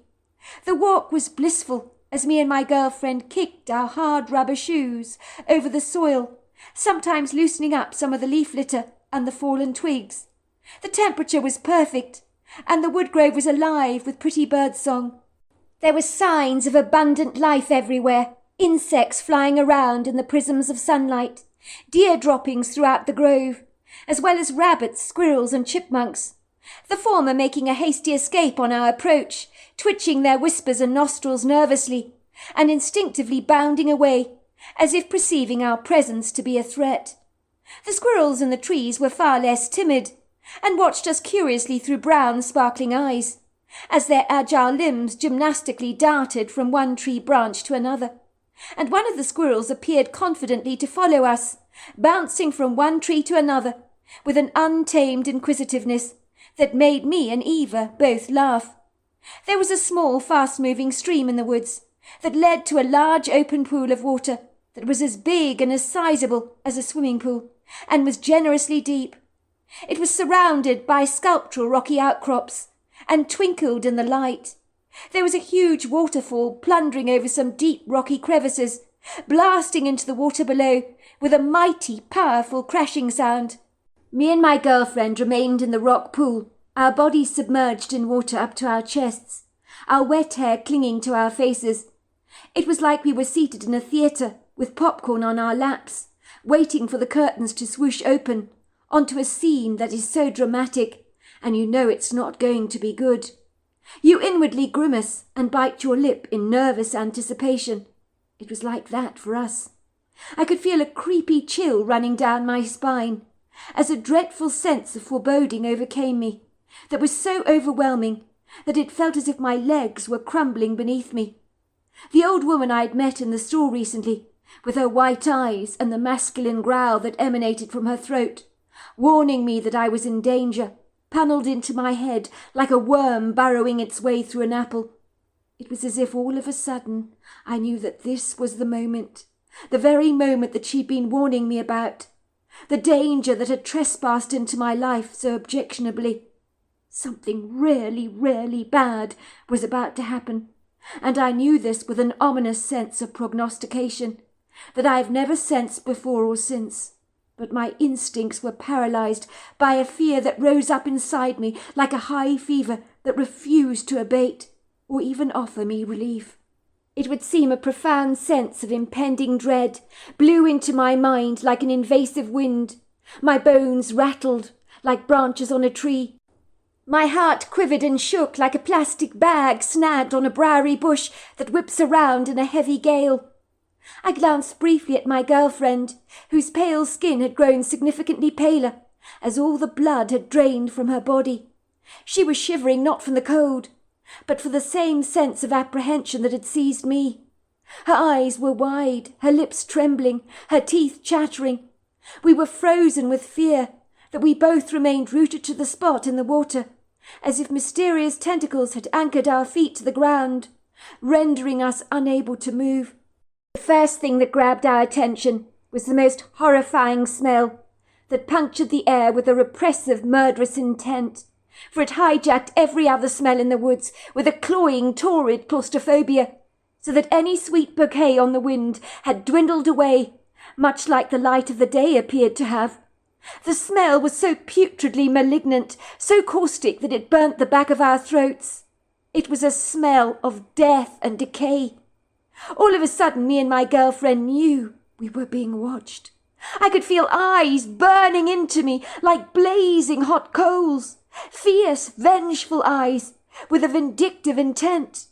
I may not have seen anything, but something was there, and I knew it with every fibre of my being. My girlfriend emitted a loud wail, her voice trembling. "Something is there watching us! We've got to get out of here now!" My body stubbornly refused to oblige me, like a car that has completely run out of gas. I was stalling on my 2 feet. My girlfriend was not much better than me. And that was when we saw him. And oh my God, I thought my eyes were deceiving me. This was the kind of beast you would envisage as a child, the stuff made of the fabric of your worst nightmares. The only trouble was, this creature was real. It was a human-like wolf, standing up like a man on 2 feet, at over 7 foot tall, taut with muscle, covered with tight clusters of dark hair, although there were sizable open patches on his grey skin that looked distinctly like mange. The wolf-like humanoid possessed a treacherously intimidating dog-like muzzle, about 3 to 4 times the size of your average Rottweiler dog, very large upright ears, a long tail, and the darkest, most evil coal-coloured eyes that I've ever beheld. Those eyes told me at once that he was after my blood. He had no interest in my girlfriend. His nose was twitching. He was smelling the air, thoroughly enjoying the smell, basking in it. His deadly, undivided focus was pinned on me. It was me he wanted, and the hatred he expressed towards me was so tangible that it burnt into my very soul. Me and my girlfriend stood there like a couple of terrified mice, waiting for the cat to bite our heads off one after the other, and resigning ourselves to our inevitable fate. I could feel warm water spilling out of my trunks, and I realized I'd wet myself. I was to find out later that Eva had done exactly the same, as in our fear our bladders became weak. The demonical wolf-like humanoid opened its powerful jaws to expose 2 rows of perilously sharp canine teeth. It would seem globlets of spittle drooled out of its mouth, as if it was salivating. His long, agile limbs skirted across the water like nimble water skis, and then with the proficiency and skill of an otter, it plunged under the water for a moment and was gone. Seconds later its hair-covered body brushed and prickled against my skin, and with one powerful arm he grabbed my leg, throwing me off my balance and submerging me under the water, so that for a second I was absolutely certain that I'd met my end. Then he let go of me, and I hurriedly rose to the surface, gasping, spluttering and wheezing, struggling to find my breath. In a trice, an ear-piercing, terrified scream blasted across the water and echoed through the trees. I remember being appalled by that sound, until I realized that the scream was coming from me. The creature rose up from the water, standing a foot away from me, giving me a gormless grin, as if he was delighting in our fear. He was breathing on me with a rancid breath that smelt unlike anything I've smelt before or since. Even my stomach convulsed in disgusted revulsion as the taste of bile squirted into the back of my throat, for the smell of this creature, from every single cell in his body, was as pungent as death and decay. The silvery water of the rock pool only came up to the creature's legs. His jaws were locked into a large, open, menacious smile, as the evil black eyes burrowed into me with a look of such hatred that there are no words fitting to describe it. I closed my eyes as tightly as I could to block out his repellent stare, waiting for the end to come, for him to drag me under the water like a crocodile for a second time, to suffocate me. I hoped it would be over very quickly. Eva was completely tongue-tied. She watched this macabre scene unfolding before her. She felt as if she'd slipped outside of her body, like a foot from a sock, watching the whole scene as it played out in our time-space. Every single minute seemed to last for 1,000 years, as the time dragged by so slowly. She had managed to detach herself emotionally from her physical body, like people do in near-death experiences, and she remembers the feeling of being unconcerned of what was to happen to her human shell. I wish I could say I fought back with a valiant vigour and an admirable courage, but alas, I did not. I wish I could say my central nervous system had reacted like a space shuttle in liftoff, but no, my adrenaline was unresponsive to the danger that I was in. I was frozen with a terror so powerful that I'd become as rigid as a cold statue. The only thing that would witness the horror we were facing was the trees. The creature grabbed me, and I closed my eyes, and that was when I heard the gunshot. My eyes popped open as my girlfriend screamed. I stared down at the water. It had turned crimson with blood. The creature was dead. I was alive. So was my girlfriend. 3 men in army uniforms came running in the water. They hauled out the great big monstrous wolf-like humanoid. "Are you all right?" asked one of the men. I nodded. "You're very lucky we got here in time. This creature has just killed someone in the local area. You cannot tell anyone what you've seen today. Do you understand?" "Yes, of course," I said. I was so grateful to be alive. One of the men waited for me and my girlfriend to get dressed, and then escorted us back to the cabin. You will be safe here. We were told the creature has now been dealt with. But remember, you saw nothing. Do you understand? Yes, sir, I said, giving him a salute. Thank you, sir, for saving our lives. If you hadn't come in time. Don't go there. There is no point. I'm glad we could be of help, he told me. I watched the men, whose large army truck was parked outside our cabin, haul the large creature into an oversized plastic body bag that they lowered onto the back of the truck, and then they drove away. Me and my girlfriend had no desire to stay at the idyllic cabin after what had transpired, as I had come so close to losing my life, and maybe Eva would have suffered a similar fate. We knew we needed to get the hell out of there, so we abandoned our glorious retreat and both returned to our homes. My father asked me why I was back from the trip so soon. I told him that Mrs. von Grietesen's son had decided to take the cabin after all. That's a bummer, said my father. I tell you what, son, why don't you choose somewhere nice where you want to go? The coast, perhaps? And I'll pay for a lovely weekend for the two of you. Really? I asked him. Really, he said. Don't look so surprised. I may not throw out cash all the time, but in this situation I'm willing to pay for your break. I couldn't believe my father was being so courteously gracious. I have to tell you I understand what they mean when they say that there is no place like home. There really isn't. I believe what I saw that day was a dogman. That's what I have discovered from all my research into the subject. I still cannot get that creature out of my darkest nightmares. I took my girlfriend to a beach location for a weekend away, all expenses paid by my father. I don't think any time in the near future I shall be booking any fortuitous trips to a wooden cabin anywhere. I've never seen the old woman whose eyes went completely white again, who warned me something was after my blood, and I was in danger. She wasn't wrong about that. So there you are. That's my story. Dear Sarah, and all your lovely listeners, the nightmares for me began from the tender young age of 7, and were not kind to me in any way. For many of my nights in those early years were dominated by the insufferable influences of a tenacious nightly terror that would be so petrifying I would scream so loudly that my parents would bolt into my bedroom like two spirited untamed stallions who believed something quite dreadful had happened to me.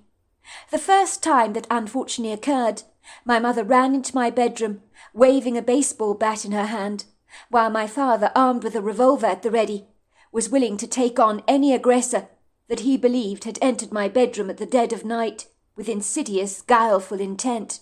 To watch them it was probably hilarious, but no one was laughing at the time. My mother remembers the first time she heard my frantic cries as the most terrifying night of her entire life.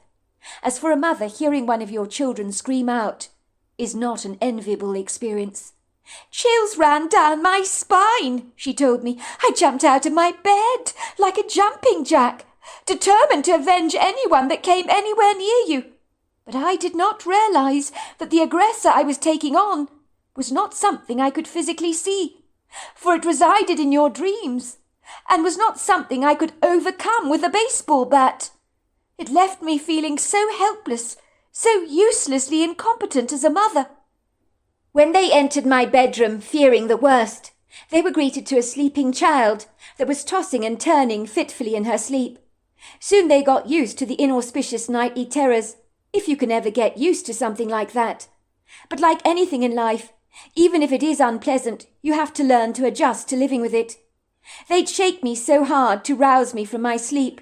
Indeed, my screams would unabashedly wake up my 2 younger brothers, who were between the ages of 3 and 4 at the time, that would trail into my bedroom in their tiny pyjamas, clutching their teddy bears, crying because they'd been rudely awoken, and my ear-piercing screams had scared them half to death. So they began to howl, and it certainly did not calm them down. So the rising tension in our home grew exponentially, like leavened bread, you could say. When I was in this lucid, dreamlike state, my mother told me I'd be sweating and hyperventilating, oscillating my arms around me and crying out, "No! No!" It was hard to believe that what I was experiencing, in my illusory state of mind, had not really happened to me, for it had felt so incredibly real. "It's all right, Amelia," my mother would whisper. "It's all right. Everything is just fine. I'm here with you. You were just having a dream. Nothing can hurt you. You're safe now." She'd grab my arm, squeezing it tightly. Sometimes to wake me up, her strategy was to shake me vigorously, or even slap me firmly on the cheeks. And if all else failed, she'd throw ice-cold water on my face. The latter I did not appreciate. I'd sit up gasping in my bed. Both my parents would glance at each other with worried eyes, and then back at me as if to say, "Oh my God, it's happening all over again." They looked like parents frayed at the edges, worn away every night by my incessant nightmares, and my ear-piercing screams that shattered the peaceful silence of the night hours without any apology. My mother said in those early years she aged 10 years in days, and began developing grey hair within weeks of my first nightly terror, and she was only 32 years old at the time. Then there were my brothers, 2 upset, very grumpy, sleep-deprived, belligerent boys, who were not responding terribly well to my screams, that perforated their peaceful dreams with the fragments of my own nightmares. It would leave them ruffled up like a pigeon, crying out in terror and running for refuge to the loving arms of my parents, who would have to calm the storm that was brewing in our household with their reassuring, soothing words. So tears were wiped away. Kind, reassuring words were uttered, and warm milk served with chocolate chip cookies that were dished out to us liberally, and the sweet bounty sent us off to sleep, feeling as if our fears had been momentarily soothed. It would seem I was rudely sabotaging the peace in our home by impregnating it with the uncongenial bouquet of my fitful nightmares, a disagreeable fragrance so pungent it seemed to cling to my brothers like silk from a spider's web, and was hard for them to shake off. It was almost as if my fear was like an infectious pestilence, so that my impressionable brothers caught it. So my fears seemed to cross over a bridge from me to them. Ostensibly suggestions can bear roots and blossom, especially in the callow and young. So my brothers began to be plagued by the incessant worry that my monster was after them as well, and they were beginning to see it vividly in their own imaginations. My little brothers went to bed every single night, insisting my parents checked their closet and under their beds to make sure no monster was loitering around. I knew their untamed fears were all my fault. My nightly terrors had spread like a rampant, out-of-control wildfire, and my parents were at their wits' end about how to address a problem that you cannot physically see.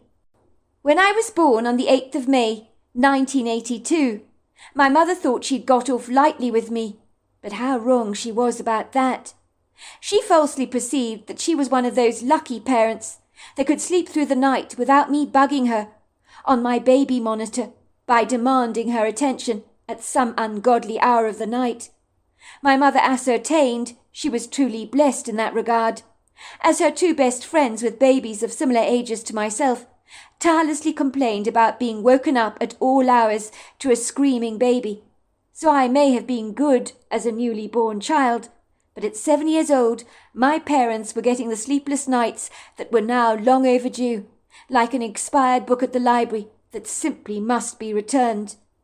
"Now you listen to me, sweetheart, and you listen good," said my mother, running her hands affectionately through my brown hair that was soaking from my own sweat. She wiped away the discontented tears that were rolling down my cheeks with a tissue, which she would dab over my face. "There are no such things as monsters, do you understand that? No such thing.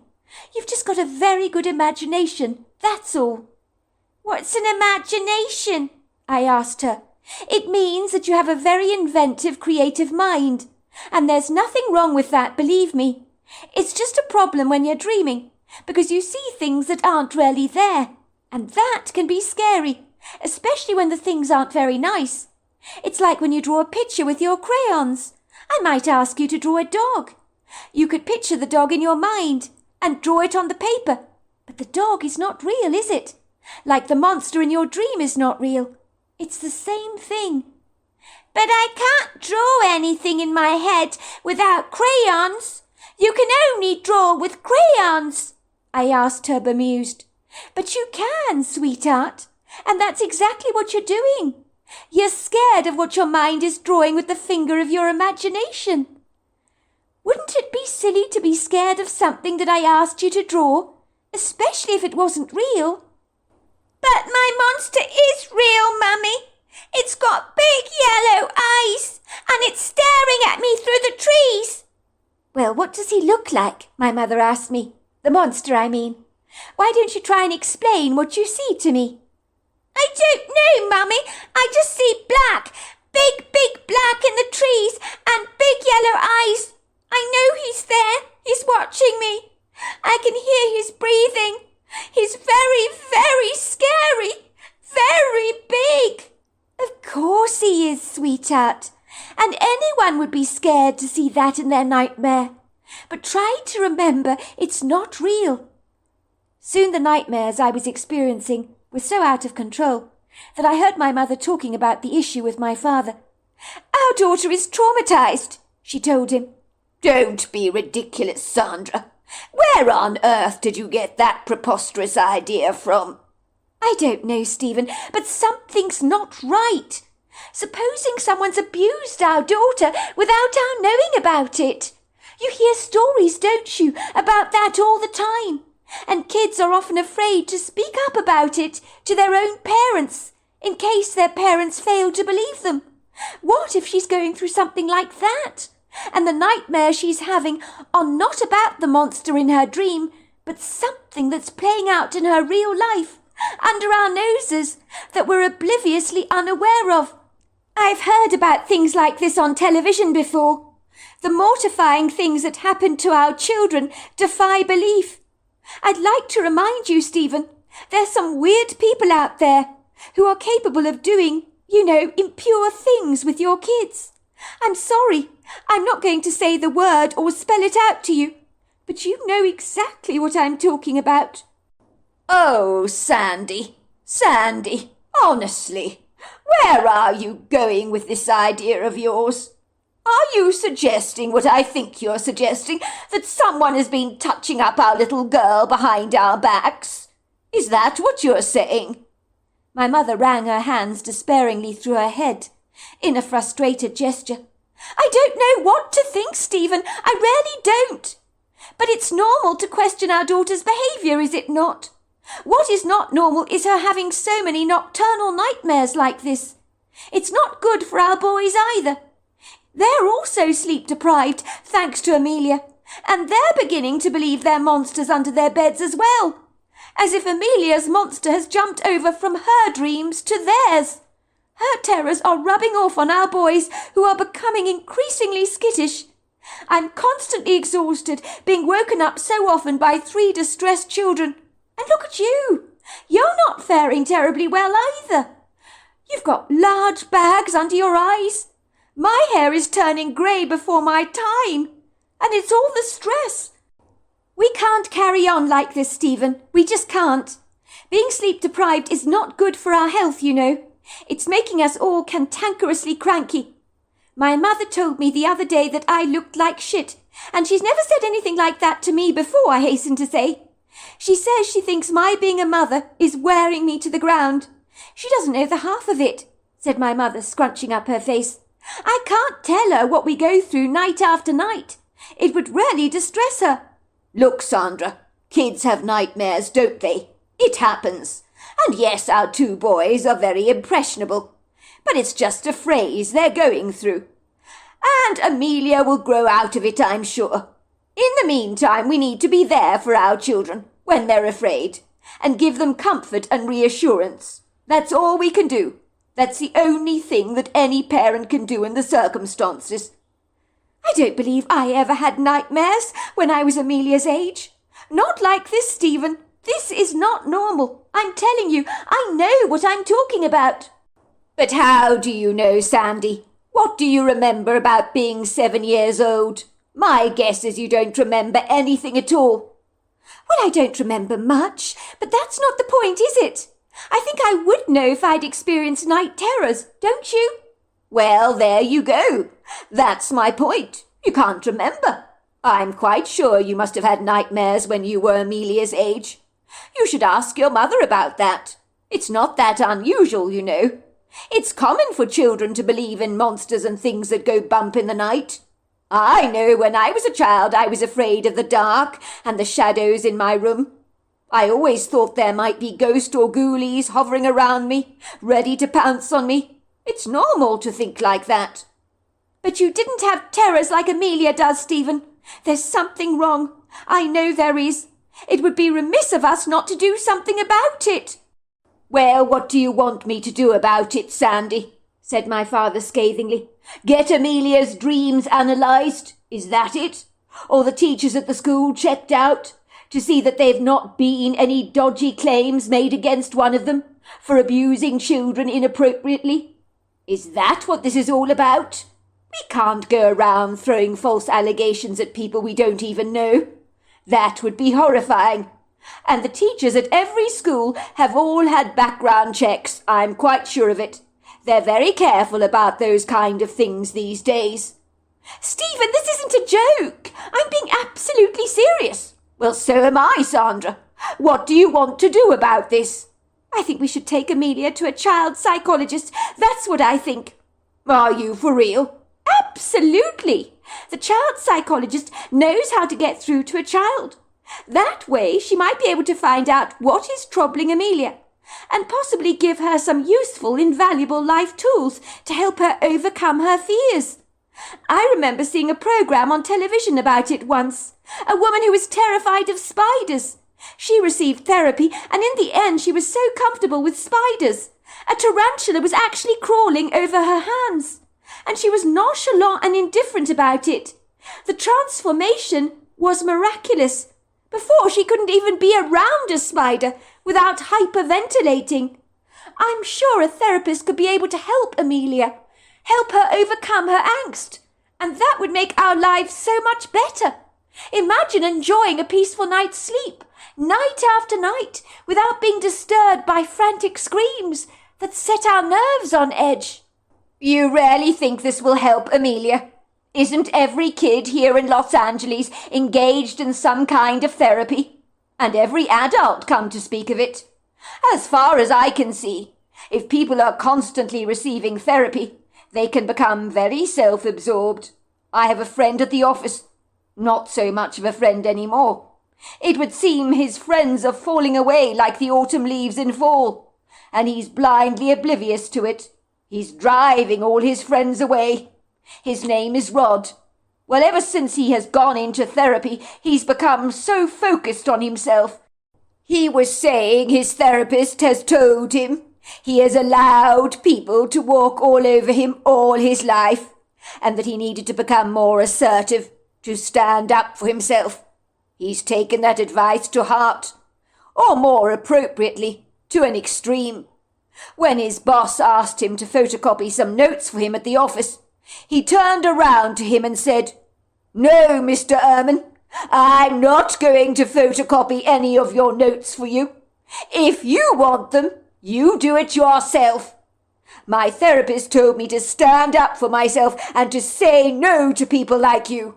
I'm sorry, Mr. Ehrman, I'm not your skivvy." Suffice to say, poor Mr. Ehrman looked terribly shocked, very bewildered, I hasten to say. His eyes almost popped out of his head, like the buttons on a teddy bear. He certainly had not expected his subordinate to treat him so dismissively over a menial task that he was expected to do. He said to him, "Very well, Rod, I'll do it myself," and he sauntered off to get the papers photocopied, rolling his eyes in the back of his head as if to say, "My God, has it really come to this?"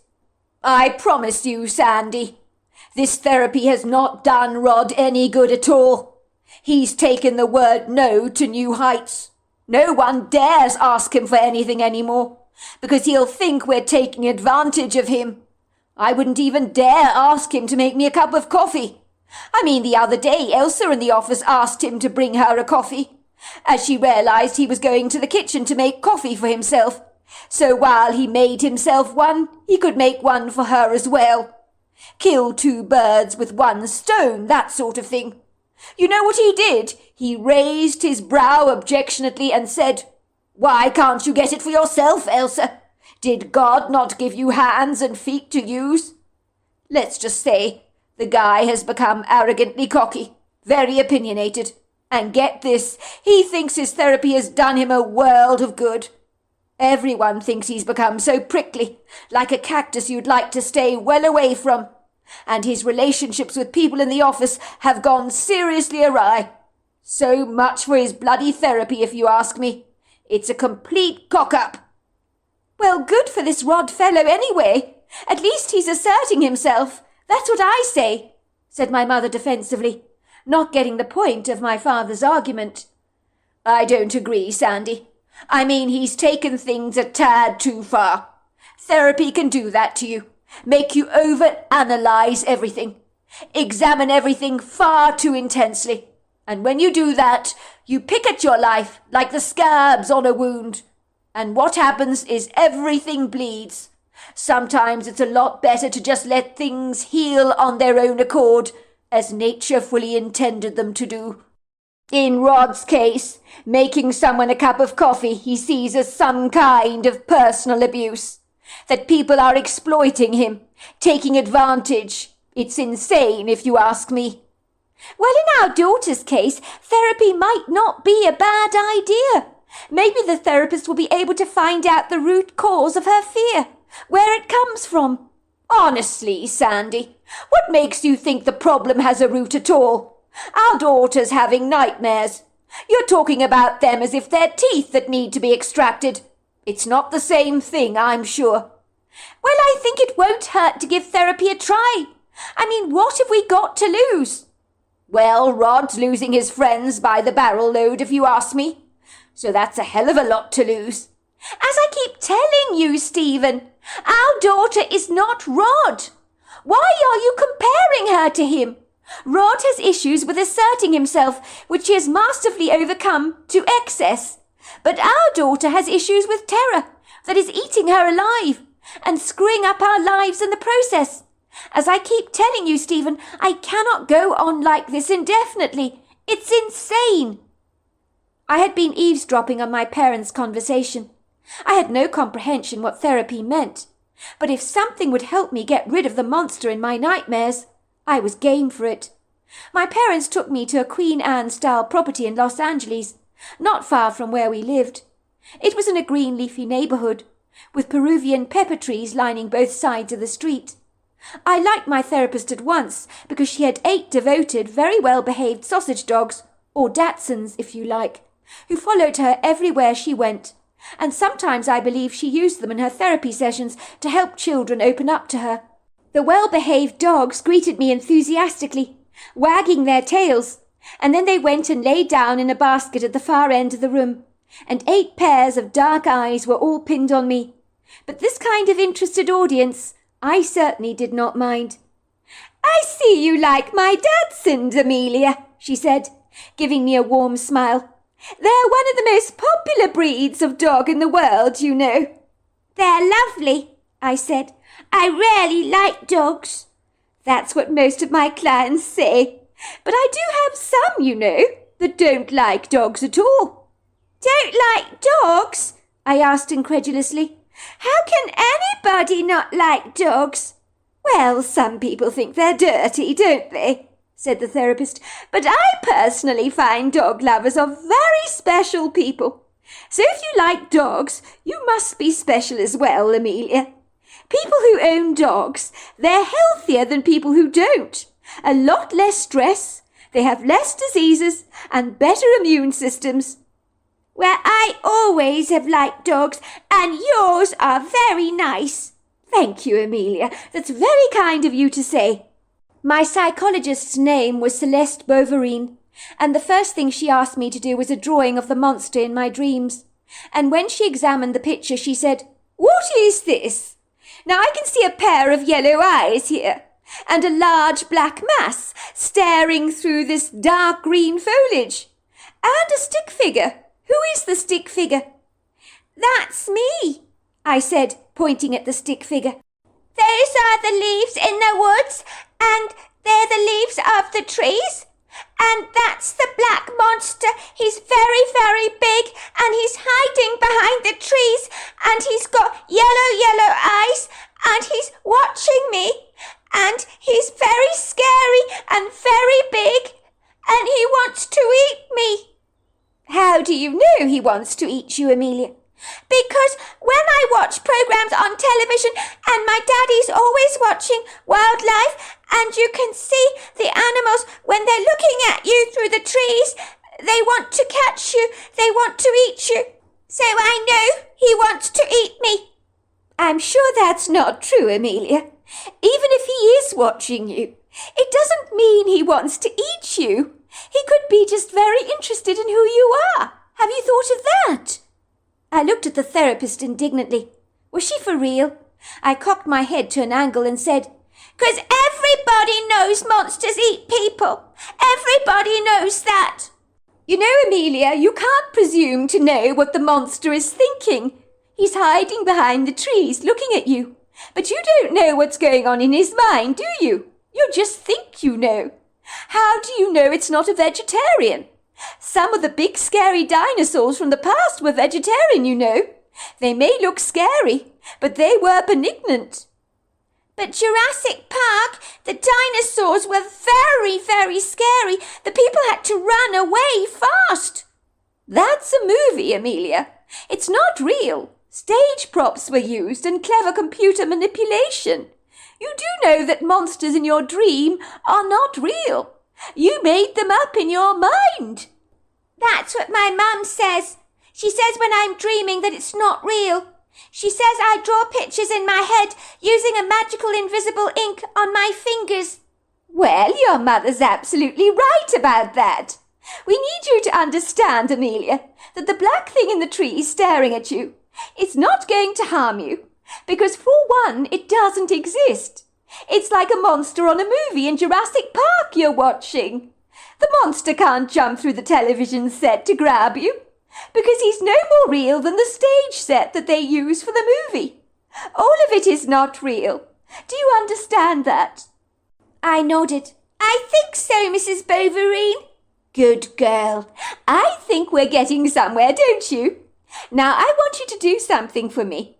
I want you, Amelia, to visualize your terror. I want you to picture the monster with the yellow eyes and the black body staring at you through the trees.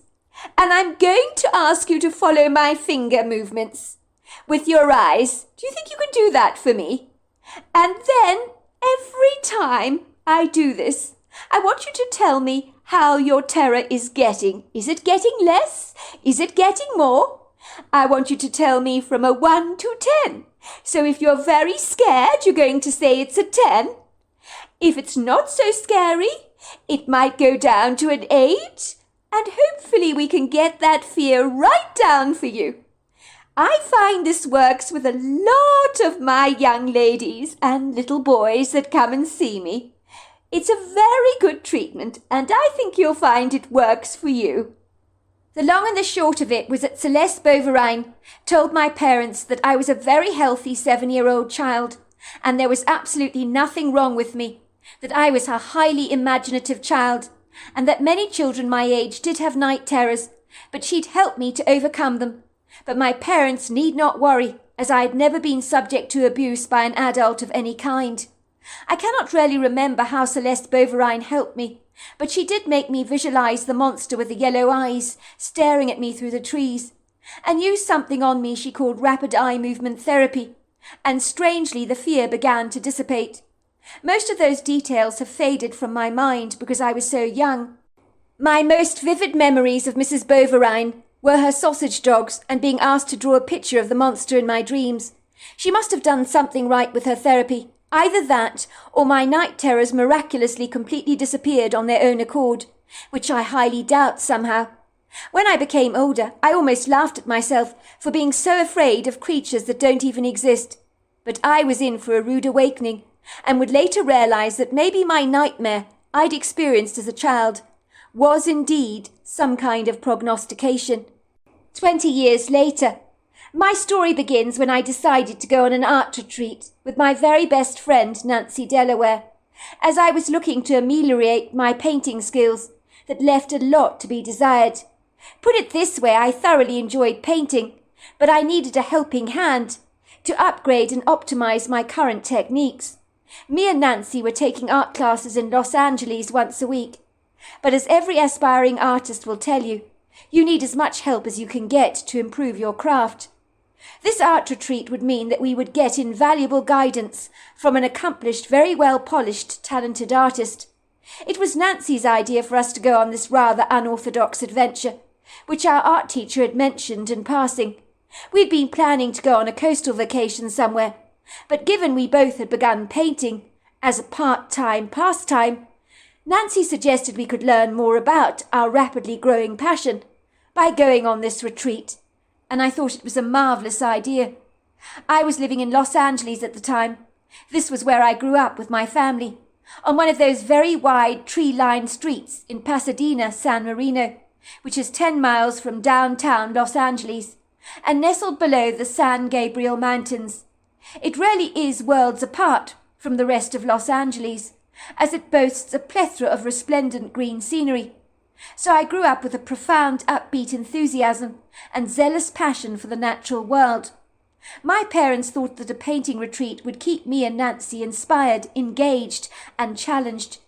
"You were always bored on beach holidays as a young girl," my mother reminded me.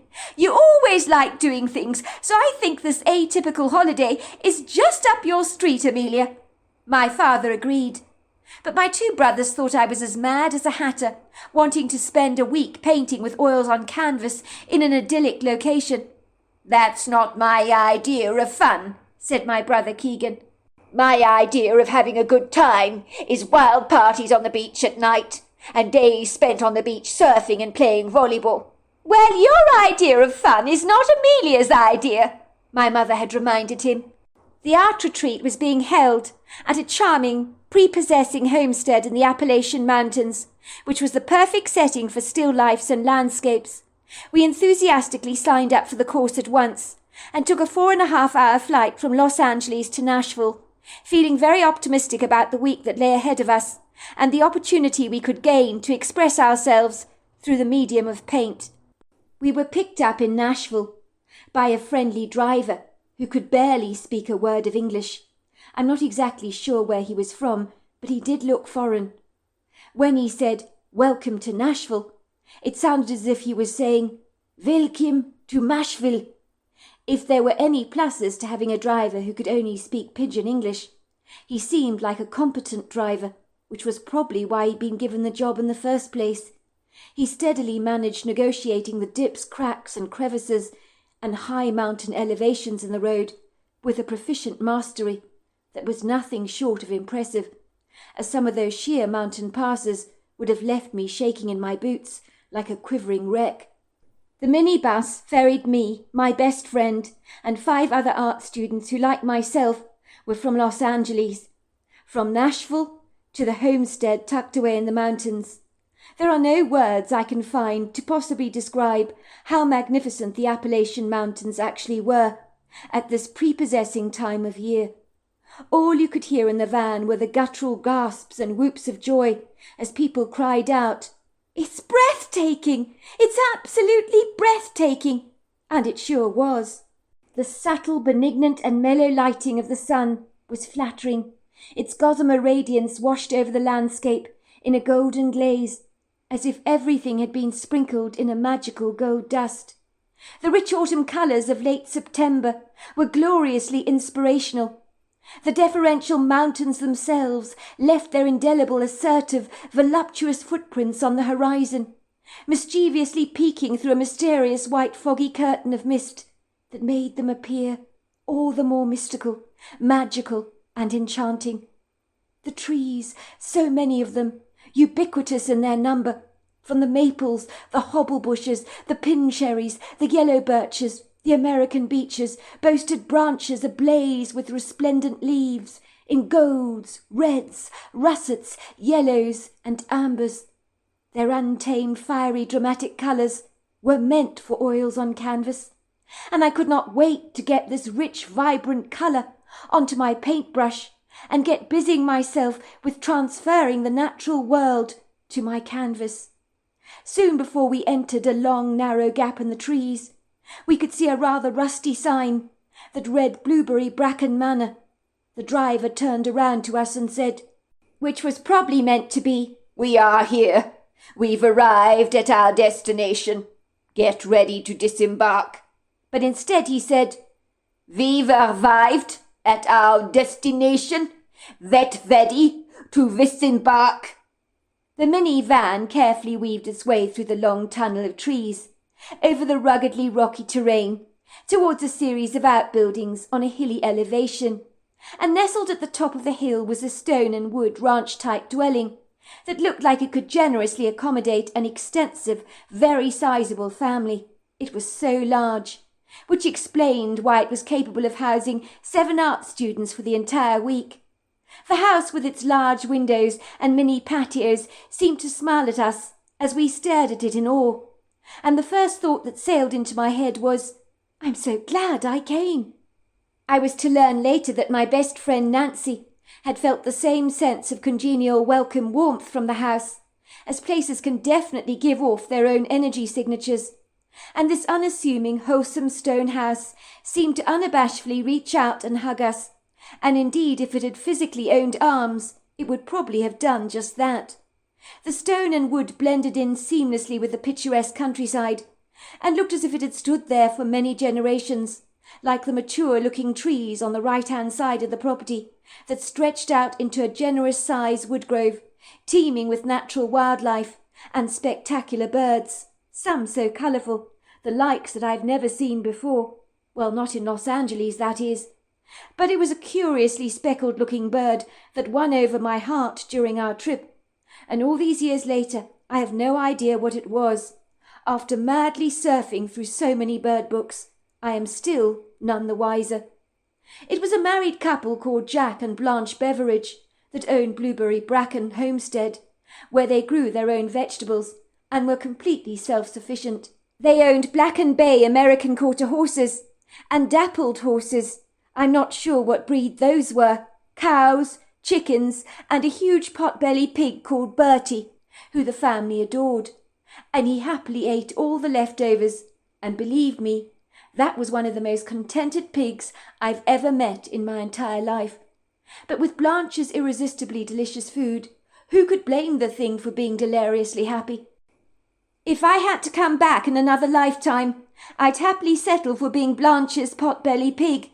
And the big advantage is I could eat to my heart's content, knowing that the bigger I got, the more magnificent I would become. Let's just say Bertie probably lived on a gluttonous diet of apple pie and oat and raisin cookies, and goodness knows what else. The farmhouse possessed spectacular views over the mountains and extensive congregations of trees. The farmer's wife, Blanche, was like a domestic goddess who canned, cured, and dry-freezed all her produce, and her huge pantry took my breath away quite literally. I've never seen anything like it before or since. There were bottles of preserves, fruits, chutneys, pulses, pickles, you name it, and she had it all. She made her own butter and delicious cheeses. Oh my goodness, that woman could cook, and efficiency was her middle name.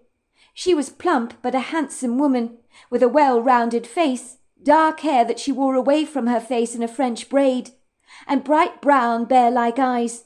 She wore a pinafore and an apron, and was always standing in the kitchen with a rolling pin in her hands, the quintessential archetype of a thoroughbred cook, in every sense of the word, if you ask me. Blueberry Bracken unapologetically smelt of baked goods all the time. You could smell cinnamon buns, baked bread, melted cheese, and butter intermingled with fragrant spices that would waft in the air and drive your taste buds completely bananas. And if you thought you weren't hungry, the taunting smell would make you believe that you unquestionably were. By all accounts, the most well-disciplined people left the art retreat at least 10 pounds heavier, as no one could exercise moderation with the irresistible, delectable food that was presented to us at mealtimes, that would mercilessly hijack the willpower of the most hardened dieter. It was that tempting. There was something magical about the fresh, crisp mountain air, that could awaken a reticent, subdued appetite, stirring it up like the spell in a witch's cauldron, so that you would suddenly become outrageously hungry, and all good intentions would indiscriminately be abandoned to the wayside. Ostensibly Nancy, who tended to be indifferent towards food at the best of times, was eating like a horse, and forgetting that she was only 5'3". She was struggling to close the top buttons on her jeans, which was a first. I'll never forget her mortified reaction when she had to lie back on her bed and tried desperately to pull up her zipper, as she squeezed her tummy in as tightly as she possibly could, because that zipper was not going up easily, without putting up quite a fight. Once she finally got the zipper up, she was aimlessly dancing around the room, wrestling with a button that refused to sink into its buttonhole, without really stretching the fabric, but thankfully her jeans had some give. "Oh, my God!" said Nancy, contorting her face in disgust. "What the hell is happening to me? I'm blowing up like a balloon!" In horror, she ran to the bathroom scales to weigh herself in a moment of brazen courage. I was not willing to face the scales myself. I was terribly afraid of what the numbers would convey. As like a foreboding truth serum, those numbers were never kind to me at the very best of times, and especially not after my recent overindulgences. I could feel my own waistband on my pants was significantly tightening, but I never told Nancy this. I was always wrestling with those last 10 pounds of weight, and after my visit to Blueberry Bracken, I knew unequivocally I'd be rolling home like a sumo wrestler, but hopefully without the nappy, unless I couldn't fit into my clothes any more, which was a very real possibility, the way things were beginning to look. Nancy's eyes were as wide as saucers. "You're not going to believe it," she told me, as she evacuated herself from the bathroom. Her face had grown as white as a sheet. "What?" I said, jumping up on my bed. "You're scaring me, Nancy. What on earth is wrong? Oh, my God, you're not pregnant, are you?" "Oh, no, it's far worse than that, much worse than that. I've just been on the scale 10 times. I'm sorry, there must be something very wrong with it. Maybe on the flight it got slightly damaged. I've only gone and put on 11 pounds in weight. And the dial, it's very close to 12. How is that possible?" she asked incredulously, staring at me as if she thought I was entirely responsible for this miraculous increase in her body size. "Don't look at me, Nancy," I said. "You're the one that's been doing all the eating. I will remind you I told you that you ate 3 cinnamon buns and a large piece of apple pie for breakfast yesterday, with several dollops of cream, and that was just for breakfast. Need I go on and remind you of what else you ate? Because let's just say it wasn't exactly a little." "Are you sure I ate that much?" she asked me. "I'm sure," I told her. "My God! If I get any fatter, I won't even get my legs into these jeans anymore. But I might remind you, Amelia, you were the one that insisted I tasted that apple pie. So this is all your fault, and I hold you accountable." "That's true," I confessed, "but I didn't tell you to eat a piece the size of a dinner plate, did I?" Nancy made a contorted face. "Why does that woman have to be such a damn good cook? I'm glad I'm not her daughter. I can't imagine how big I would be if I lived with her full time. Did you see her daughter at the dinner table? She's 15 years old and as skinny as a rake. How can she be so skinny with all that delicious food around? It beats me." Well, to be fair, I noticed that Blanche's daughter was just eating watermelon and yogurt for breakfast, not eating the amounts of food you were. "Are you saying I'm a pig? Is that what you're saying?" "I'm not saying anything, Nancy," I said, throwing my arms up in the air in exasperation. There were 7 students on the course, and the farmer's wife kept our rooms and the homestead in perfect order, and in the evenings there would be a huge, sumptuously romantic crackling fire in the living room, where we'd eat our dinner at a large oakwood table, where we were served food that still makes me salivate today, just thinking about it. Blanche procured all kinds of wickedly delicious and very hearty southern fare, and her homemade bread, well, it was certainly the cherry on the cake, that was for sure. In my opinion, nothing beats homemade bread. Our art teacher was a man called Philip. I can't remember his surname, but I think it was something like Doherty. Regretfully, he is now deceased. He was quite an eccentric man, with a strong Irish accent, and he dressed like an English gentleman, with a tweed jacket, caramel-coloured chinos, a white shirt, and a very smart-looking cravat. I never ever saw him dress in anything casual, and it was a profound mystery to me that he never got any paint on any of his clothes or fingers. But when he painted, he doggedly ploughed into those paints with an ardent, zestful enthusiasm.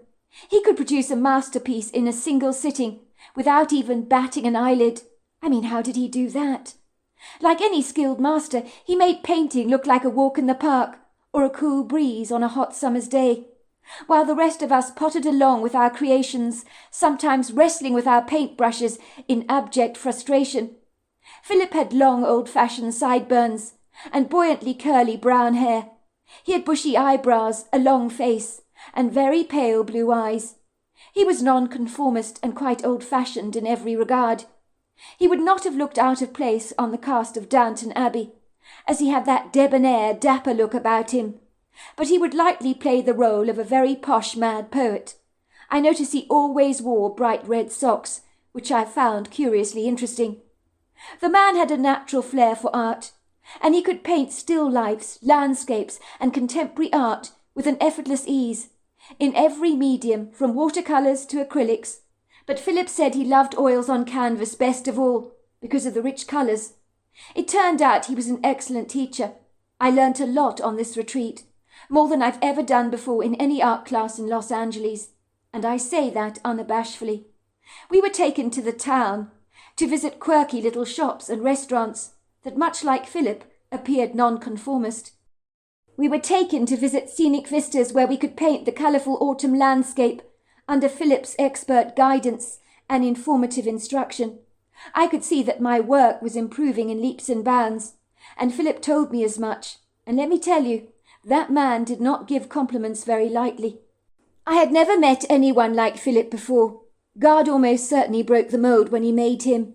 Let's just say he had an individualistic, romantically eccentric personality, and spoke all about the Irish legends and tales, and all these curiously intriguing stories about the Fae.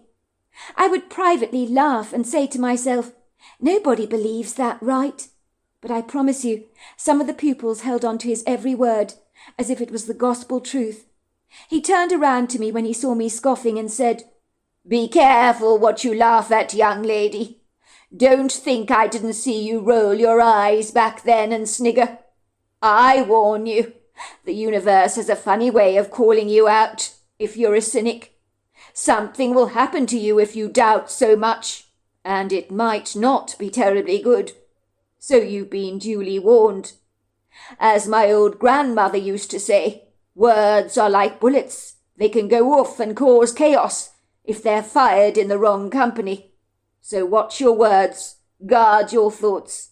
I think there's a passage in the Bible that says, watch your tongue, keep your mouth shut, and you will stay out of trouble.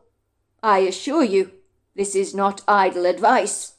I can tell you a story about what happened to my grandfather in Ireland in that regard, and it's a true story. One day when the family were gathered around the dinner table, one of the dinner guests was talking about the Fae, and my grandfather Thomas, that's what his name was, who was 18 at the time, bellowed with laughter. His face went a beetroot red colour. Tears went flying down his cheeks, he was laughing so much. He was drinking a beer at the time, and was waving it around in his arms above his head, in an objectionable drunken stupor, so some of the foamy discharge was spilling over the sides of his beer glass. He said, "You really think I'm going to believe this baloney? Do I look like I'm a simpleton who's got my head in the clouds? There are no such thing as the Fae. It's just a wild legend that has no bearing on the truth whatsoever. I cannot believe you people believing in all this airy-fairy stuff and nonsense." I gather all the guests around the dinner table went as white as a sheet, and one of the elderly guests said, "I hope nothing bad will happen to you, Master Thomas. I think the Fae will take offence at you laughing at them. They might seek revenge to teach you a lesson. At that my grandfather guffawed all the more. He had stitches in his stomach and almost split his sides from laughing so much. "Ooh," he said sarcastically, "I'm really scared. The little people are going to get me. They're going to get me, and I'm so frightened. Look at me. My heart is beating very fast. Oh, my God, what am I going to do? Please help me," he said, exaggerating the expression of angst on his face. Well, no one expressed any amusement over that dinner table, nor did they utter a single word, but they stared at my grandfather very soberly, as if he was an ignorant, silly little boy, lighting a match that might just shoot up in flames. That night the family returned to bed, feeling somewhat unsettled about my grandfather's rude outbursts about the Fae. They sensed something bad was about to happen, and their worst fears were confirmed. The following morning my grandfather could not be found, but one thing they discovered was a tiny blue hat that would fit the head of a 2-inch doe, lying among his bed-sheets, that were totally cold to the touch. Everyone was nonplussed by this very extraordinary discovery, and believed that the little hat had been left in my grandfather's bed to tell us that the Fae were dealing with him for making fun of them. A search was conducted for my grandfather, and for 2 whole months he was never found. Then on one autumn day he returned home, as if nothing had happened. Everyone told him they'd been looking for him. Where had he been? He said he hadn't been anywhere, that he'd just returned from a casual stroll in the woods. He was informed he'd been gone for 2 whole months, but he had absolutely no memory or recollection of where he'd been. The people in the town wanted to show him the blue hat that had been found in his bed on that inauspicious morning when he had enigmatically vanished, but even the hat was gone. Several weeks later, when everyone was gathered around the dinner table, many were drinking, but my grandfather was not. Someone happened to be talking about the Fae, and when my grandfather was asked if he believed in the Fae, he went very quiet and said, "Of course I do. Shh, they might be listening." It would seem even though he had no memory of what had happened to him, he had it seared in his mind that the Fae were real, and he never ever made fun of them again. My grandfather believed the Fae had touched his intuition. The little blue hat was never recovered, but then on the anniversary of his abduction, for 2 years following, my grandfather would find a miniature daisy chain on the pillow of his bed, and he believes that these chains were from the Fae, to remind him, "We are real! Don't make fun of us again!" It would seem that whatever happened in those enigmatic 2 months when he vanished from our world, he had clearly won the Fae around. But from thenceforth, in the years that were to follow, you would never ever get my grandfather saying, "That's not possible." His attitude to the world shifted exponentially. He saw life through a different paradigm, or lens if you like.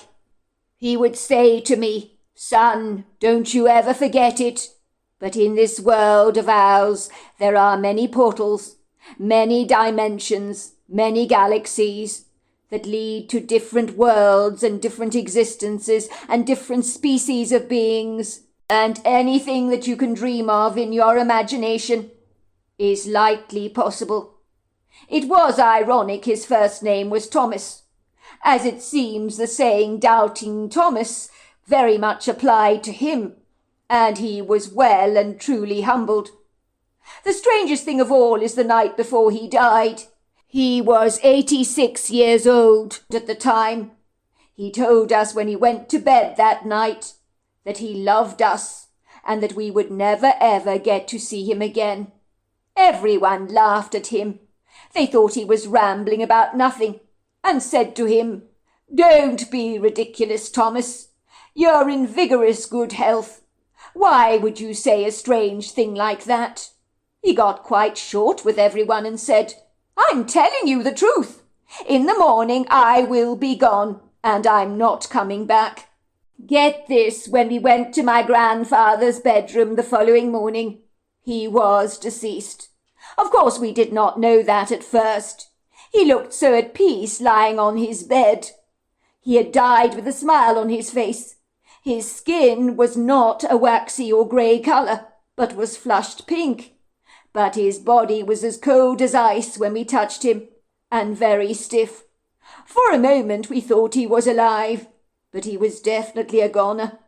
But there was a pretty daisy chain on his torso, along with a tiny blue velvet hat that had made its reappearance again after all these long years.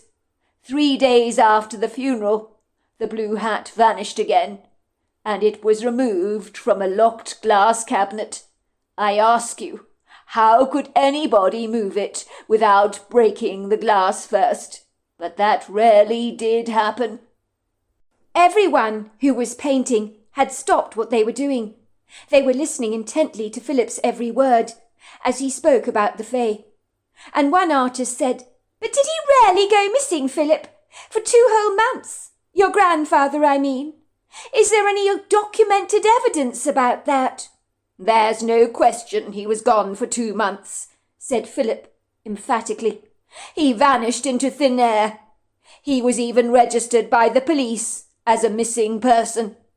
I searched the records myself when I was older to satisfy my obvious curiosity regarding the matter. Searches were conducted for him everywhere. Hundreds of people looked for him. No one found him, and he never turned up. The Fae are known for abducting people, usually much younger people than my grandfather at the time, when he was only 18.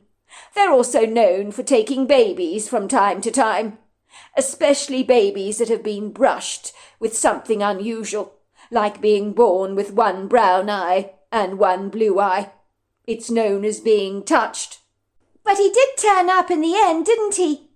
And I think that when he died, the Fae told him he was going to die," said one of the pupils, a girl called Ala. "I mean, after all those years, they discovered the tiny blue hat on his bed, along with a daisy chain. That's so bizarre. And then the tiny hat disappears all over again." While I will admit I thought the story was incredible, I still clandestinely believed it had to be made up. But little did I know, something would invariably happen on this outlandish painting retreat that would make me cross-examine everything I thought I knew about our world, and surreptitiously reflect that maybe Philip was indeed right. The universe was paying me back in kind for being so arrogantly cynical, so blatantly presumptuous, and beyond anything else, insultingly belittling in regards to everybody else's beliefs. And I was possibly causing offence to the Fae. In truth, an apt description of me, if I'm being brazenly blunt about it, was I was behaving just like Philip's old grandfather before he was abducted by the Fae and went missing. A quintessential doubting Thomas, you could say. And look how badly that ended up for him. He went missing for over 2 months, and he ended up with egg all over his face, and that's a mild way of putting it. Then again, can you really blame me? Some things are hard to believe, hard to get your head around, and almost impossible to digest. And besides, isn't it healthy to embrace a wee bit of scepticism in our lives, and not swallow everything up we're told? It's called being discerning, isn't it? That night, as me and my best friend Nancy retired to our conjoined bedroom that we shared together, after having eaten a delicious sizable dinner, Nancy had assured me before we even went downstairs for that evening meal that she was only going to eat salad, and that I should snatch any food away from her if she dared put anything with calories on her plate. She made me promise to give her a hard time, but it was easier said than done. Suffice to say, as soon as a great big steamy golden-crusted chicken and ham pie arrived promptly at the dinner table, exuding a savoury aroma that would make the stiffest of resolves melt like butter, I could see that the battle had been lost. Nancy's eyes grew wide with delight. She looked at me contemptuously and growled. "Don't say anything," she told me, ladling out for herself an enormous portion of pie. and opting for second and third helpings later on. "What is all this about?" asked Blanche, her eyes studying me curiously. "Oh, nothing," Nancy had said defiantly. "It's just Amelia over here. She's got her knickers in a twist over something ridiculous. She won't stop nagging me. You know how it is." Blanche looked rather confused. Her expression said that she didn't know how it was, but she politely did not say a thing. I raised a brow at my friend, with a told-you-so look on my face, but Nancy wantingly ignored me. Then she finally looked at me with glaring eyes and said, all right, Amelia. I'm starting my diet tomorrow. Happy now?" Blanche looked appalled. "A diet?" she said, as if it was a foreign language. "What's wrong with you girls from Los Angeles? All worrying so much about your weight. It's the influences of Hollywood, if you ask me. So ridiculous. Should you not live and let be? Enjoy life's rich bounty?"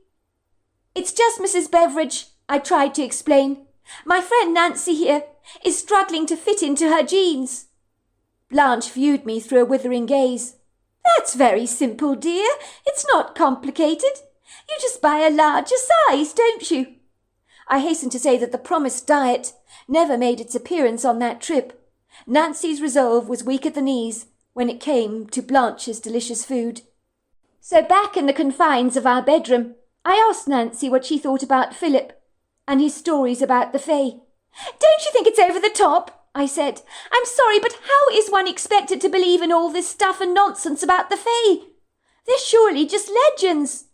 My friend shrugged her shoulders.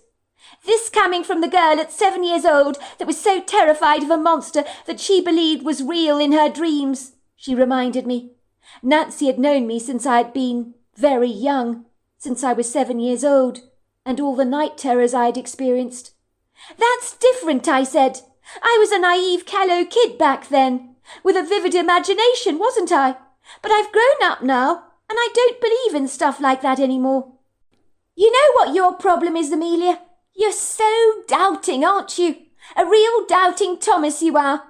After the story Philip told us today about his grandfather going missing for 2 months, and the tiny little blue hat found on his bed, after he was missing and after he was dead, I'd be extremely reluctant if I were you to say I don't believe. You know there is a saying that there are more things on heaven and earth. My father used to tell me that all the time. I think it would be exceedingly arrogant of you to assume we know it all. And you know what? If we did, it would be a hell of a boring world. I guess if this was all there was, I would be a tad disappointed. More than a tad, actually. Think about it for a moment. Mystery makes the world far more alluring, interesting, exciting. I, for one, am exceedingly glad I don't know it all. But denying the possibility of the Fae's existence suggests you think you do know it all. And you know what? That is presumptuously arrogant. I'm sorry, I don't mean to be unkind, but it is what it is. And let's face it, the way Philip was looking at you today, when you began scoffing about the Fae, he was thinking the same that I'm thinking. I know he was.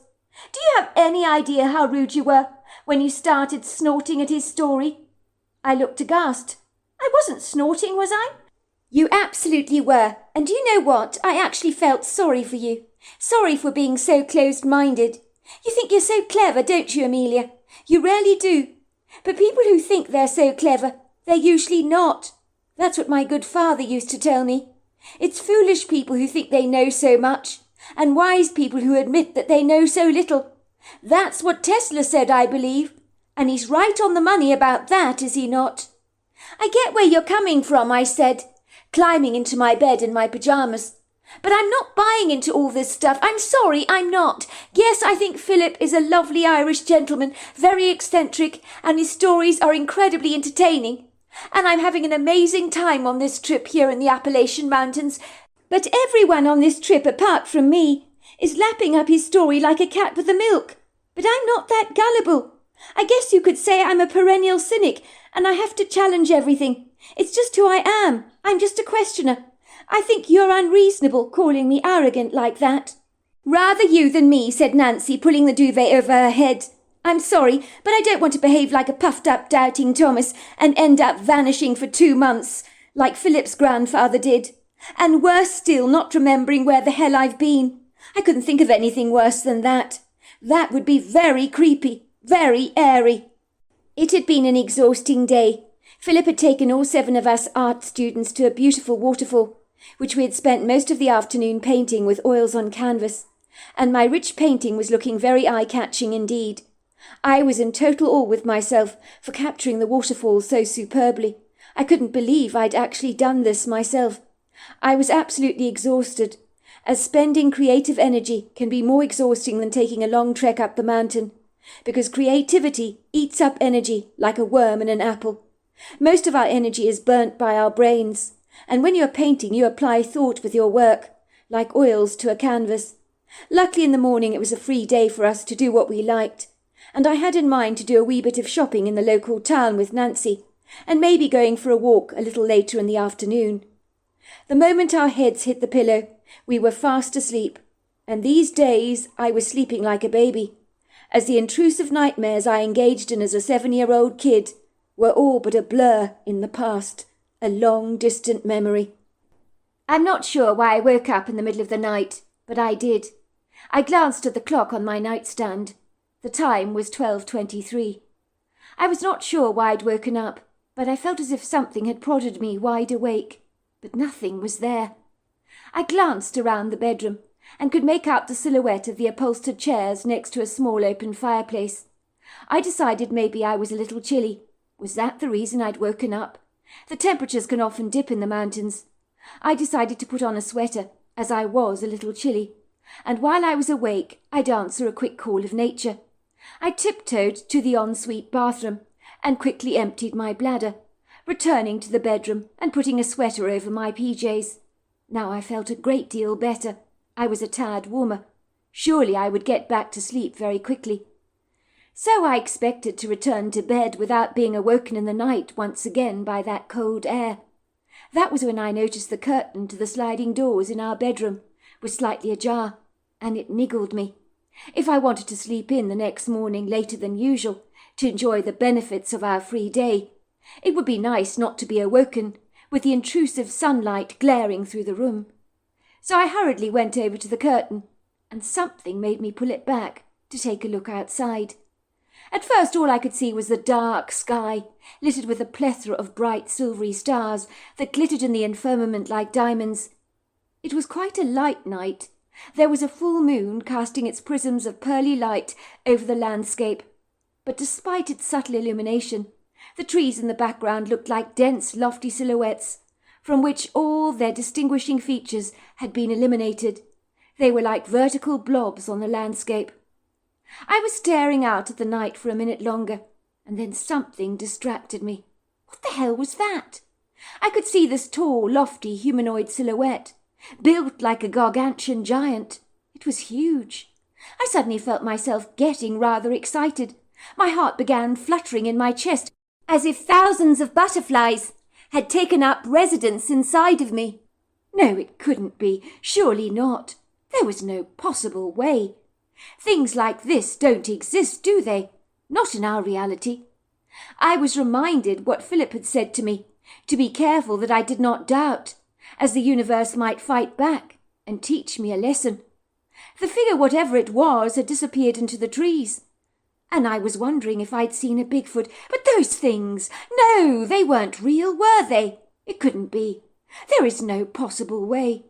It couldn't have been a bear, though. This thing was way larger than a black bear and stood up on 2 feet, and it definitely wasn't a grizzly. What the hell had I seen? If I didn't find out what it was, I'd always be wondering and second-guessing myself, and that would bug the hell out of me. I just knew I couldn't return to sleep with this question hammering away at me in my mind like a woodpecker banging away at a trunk of a tree. I needed answers. I needed them now. And this could not wait. I didn't have the patience for all that. And what if I didn't see this thing again? Then I'd never know what it was that I'd actually seen. The moonlight had pronounced its dark silhouette so clearly, and it had looked exactly like I would expect a Bigfoot to look like. And if my eyes had not deceived me, then I needed to see this thing closer up. Over the years, there had been cryptozoologists interviewed on various television channels, proclaiming that they believed that Bigfoot existed on our planet for thousands of years and had been hanging around here in North America, evading public scrutiny. For a long time, people never believed pandas even existed, until it was then identified as a genuine species. What I had seen niggled me now far more than the open crack in the curtain that had triggered my irritation only moments before. But this strange, ambiguous, exciting sighting, however obscure and hazy, under the light of the moon, had been enough to stoke up the embers of my curiosity, and I would never ever forgive myself if I did not go after this thing. I could imagine years later saying to my grandchildren, "I think I saw a Bigfoot once." I could see their bright eyes widening as they asked me, "Well, Grandma, what did you do? Did you go after it? What did you see?" And the abject disappointment on their faces when I told them that I didn't. It would surely flatten me like an iron over a starched shirt, and I would feel as if I'd lacked the balls to chase after something that people have been questioning for years. I mean, if you see a flying saucer in your backyard emitting a green vaporous light, are you simply going to pull the curtains and return back to bed? I don't think so. You'd want to know what the hell was going on in your backyard. What on earth was that flying saucer doing there? It was no different to me. I couldn't do that to my future grandchildren. Deprive them of an idiosyncratic but fabulous story that they could share with their children's children over a crackling fire while roasting marshmallows. I had always been a seeker. I needed answers, and I was going to find them. I had seen something, and I simply had to satisfy my curiosity that was literally burning inside my chest. I mean, how many Bigfoot fans around the world would abandon anything and everything at the drop of a hat to see what I think I'd seen only moments before? Nancy was lying fast asleep in her bed, but I did not care. I wasn't going to spare her the courtesy of leaving her be. Not a chance. She needed to come with me on this nightly investigation. So I shook her vigorously, my impatience sparing her no mercy, nor any polite consideration. For my enthusiasm had shed such convivial niceties. Nancy groaned. "I'm trying to get to sleep." I didn't listen. "Nancy, wake up! You've got to wake up! Wake up now!" Nancy groaned. Slowly she lifted her flopping head from the pillow and sat up in bed, looking rather bemused. "What is it, Amelia? Is something wrong? You're not feeling sick, are you?" she asked, suddenly growing concerned, a furrow developing between her brown eyes. "You need to get a sweater on and a windbreaker and some walking boots right now," I told her. "We're going into the woods." Nancy was now looking at me as if I'd lost complete leave of my senses. "Why the hell would you want to do that, Amelia? Are you completely insane? It's cold out there and dark, and you want to go for a walk in the middle of the night in the woodgrove? Do you have any idea the time of night it is now?" she said, glancing at the clock on her side table. "Nancy, I've seen something going into the woods. I think it might have been a Bigfoot. We need to go after it. I need to put my mind at rest and find out what this thing is. This thing that I just saw moments before. Maybe my mind was playing tricks on me. I don't know, but I cannot spend the rest of my life wondering what I've just seen outside the window 2 minutes ago. Further down the field, close to the woodgrove. You need to hurry up. We've got to go after this thing." Nancy pulled her face. "Let's get this right. You make fun of Philip talking about the Fae, and now you claim you've seen a Bigfoot. Is this the same person speaking?" "That's just it, Nancy. I need to see that this wasn't a trick of the light, that I'm not losing my mind, and my mind is not playing games with me." Nancy shook her head very vigorously. "You know, I really don't understand you, Amelia. You are such a cynic. Why do you want to go after this thing? You don't even know if what you saw was a Bigfoot." "Because, believe it or not, I don't like being a cynic. This thing, whatever it is, looked exactly like a Bigfoot, but it disappeared so quickly into the woods. But it had a humanoid shape. I just need to satisfy myself that I didn't see what I thought I saw. You think we can just go into the woods and stumble across this thing you think you saw? It's probably long gone by now, and it probably wasn't even a Bigfoot. My guess is you saw a black bear, and bear encounters are not pleasant. We don't exactly have any bear spray with us at our disposal, do we? And if it was a Bigfoot, we don't know how dangerous those creatures might actually be. Either way, it's nonsensical to go chasing after this thing. Oh, get a grip, Nancy. You're so dramatic. Nothing is going to happen to us. We'll be very discreet. Nancy did not look very convinced, but she knew that I was not going to take no for an answer, and so reluctantly she rose out of her bed and put on her sweater, her parka, and her walking boots. For the record, Amelia, just so that you know, I'm not remotely happy about this, she mumbled objectionably. I don't honestly know why you always drag me to do these crazy things in the middle of the night. I don't know what you're thinking. Oh, get a pair, won't you? Don't worry, I've got my torch with me. We'll see clearly enough. Well, I've got my torch as well, she snapped. We were lucky that you could roll the sliding door open onto the private wooden deck, with steps that led to the ground below. The moment we opened the sliding door, the wind whipped against our faces, and the curtain in the bedroom billowed and ballooned.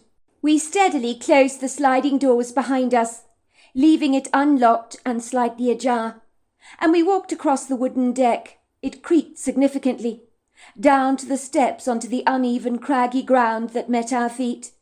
We were greeted to a smoky, pewter-coloured sky that was illuminated by a very round, opulent-looking pearly moon that seemed to smile down on us. We could hear the trills of the crickets and frogs, and the dew of the grass brushed against our pyjama pants. I could see that Nancy was grimacing through pursed lips, looking as thin as licorice strings. I didn't care about her grumblings. She was muttering under her breath words like, "You're insane. This is madness. This is crazy. It's so dark. I can't believe you're making me do this, and you call yourself my friend. What if there's a predator in the woods?" I grabbed Nancy by the hand, pushing her ahead of me. "Stop dawdling, Nancy. Get moving," I said. Looking back, I was really rather brusque with her, and quite pushy, but I was itching to find out what I'd seen. And you know what an itch is like. You're never satisfied until you've given it a good old scratch. Lucky Nancy seemed to become rather quiet, very subdued. Either that or the sound of the rattling wind had graciously drowned out the noise of her mumblings. We ambled towards the grove of trees, where I'd seen the dark, shadowy silhouette moments before. I could see Nancy's eyes had suddenly grown wide with fear. She really was a scaredy cat, I thought to myself, rather smugly, as if in some way I was immune to fear. Yet I knew from bitter experience what fear really was like. But I failed to feel any sympathy for my friend, but secretly resented her for being so cantankerous. But in truth, I don't think many friends would have been willing to tag down a mountain trail in the woodgrove in the pursuit of a tall, ambiguous, shadowy being. So far as friends go, I was not actually giving Nancy any credit for at least agreeing to come with me, despite her vacillating hesitancy. She told me I never gave her a choice in the matter. Later she would say to me, "You were so pushy, Amelia, so demanding. It wasn't because I was being a loyal friend to you, but you looked like a grizzly bear in your resolute determination. I was more afraid of you than venturing into a dark woodgrove in the dead of night." Before long we were stealthily walking, with a cautious attention, a foxy furtiveness, down the earthen trails, where rocks jutted precariously out of the ground. Gnarled roots stretched out their knobbly, bony limbs, with a haughty presumptuousness. The woods were heavily furnished with verdant, lacy ferns, shade-loving plants of all kinds, all caught up in the shadowy abyss. It was dark in the forests, but cracks through the trees allowed prisms of silvery light to dance on the forest floor. But the trees that surrounded us on every side were densely dark, thick, very bushy. It felt oppressive, a little like being on a field, and the cows are closing in on you from every side. Only this was 1,000 times worse. The outlines of the trees, scribbled on the background in an inky charcoal, were menacing. They charged the atmosphere with an ill-mannered, hostile sense of foreboding. It didn't help that the leaves rustled, boughs swaggered, and trees whooshed, groaned and rattled, as the wind seemed to pummel not only them, but our clothes as well. And occasionally an unseen branch would seemingly grab us, scratching us rudely, so that you felt as if a bony, skeletal, ghostly hand was dragging you down into the treacherously deep, insidious hollows of the earth. Our feet clobbered the ground, pressing the recently fallen leaf litter under our feet, and then very suddenly my world began to spin around and around and around. I found myself in the very spot where I'd experienced my nightmare as a 7-year-old girl. Everything was the same. The fauna, the flora, the ambience. Every tree that I could not see. Every sound that I could not hear. The feeling of the air whipping against my face, and the woodland smells of moss intermingled with wild jasmine on my nose. Suddenly everything in the forest changed. Absolutely everything. The forest became stiffly mute, as if it was holding its breath. The only sound I could hear was the rambunctious beats of my heart, booming, and faster and faster and faster it went. Every hair on the back of my neck was standing up on edge. I began to break out in a hot sweat, as if I'd suddenly developed a very high fever. I felt as if the ground was going to swallow me whole, like a whale. I could feel my legs crumbling beneath me, my feet almost wobbling unsteadily, as if they were struggling to gain purchase. And then I saw what I'd seen in my dreams as a 7-year-old girl. The blazing yellow eyes staring at me through the curtain of foliage, the tall, lofty silhouette, the huge black blob behind the trees. Suddenly my curiosity dwindled, hijacked by an overwhelming terror. I found myself like that 7-year-old girl, caught up in an insidious nightmare. My breath had been sucked right out of me. I screamed. My crumbling legs appeared to gain new strength, as a powerful adrenaline jolt boosted my energy. I began to hightail it as fast as I could back to the house, my ankles twisting, my legs heavy and cumbersome, my feet tripping over roots and lifting up wet leaves. As I got closer and closer to the farmhouse that was draped in a soft moonlight, something reached out to grab me. I screamed, closing my eyes. I began fighting and kicking for dear life. I was certain the monster from my nightmares had grabbed me. Then I heard a voice. "Calm down. It's only me. I'm not going to hurt you." To my surprise, I looked up to see the face of Jack Beveridge staring down at me. I don't know who was more surprised, him or me. Moments later, Nancy arrived on the scene. She had run out of the woodgrove and was breathing heavily, and she looked terribly annoyed. "What did you leave me in the woods for?" she asked me. "Is this some kind of a practical joke? Because if it is, I'm not laughing. You know I'm scared of the dark. How could you just run off like that? It freaked me out." "You didn't see it?" I asked her, trembling. "See what? What are you talking about?" "The yellow eyes, looking at us through the foliage, the big blob of black behind the tree, watching us. Surely you saw it." "I didn't see anything of the kind, but I did hear you screaming like a banshee and hightailing it out of the woods as fast as you could. You practically gave me a heart attack, Amelia." "I don't know what you two girls are on about," said Mr. Beveridge. "I thought I heard a noise outside the house, so I went to investigate. It seems I must have heard the two of you ferreting around. The last thing I expected to see was 2 young women gallivanting around the woods in the middle of the night. It's not safe, you know. There are things out there. Now come along inside, and I will get the wife to prepare you a hot toddy. For the record," he said to me, "a lot of animals give off a yellow eye shine in the dark, you know. But if you're not used to this part of the world, you might not be aware of that. And going out there in the woods at night is a hell of a frightening, especially if you're not used to it." Jack Beveridge, like his wife, was a lovely man. I felt embarrassed that I'd caused such a commotion, and raised him out of his bed, on my fortuitous pursuit for an ambiguous creature I thought may well have been a Bigfoot. What the hell was I thinking? Mrs. Beveridge had woken up and was wearing a nightgown over her pyjamas. She looked terribly concerned about us and insisted her husband return to bed. Soon Mrs. Beveridge had made us hot cups of cocoa with marshmallows on the top, and she sat at the kitchen table, looking at us through earnest eyes. "What is all this about?" she asked us curiously. "You, my dear," she said, looking at me with a worried glint in her eyes, "look like you've just seen a ghost. Are you sure you're all right?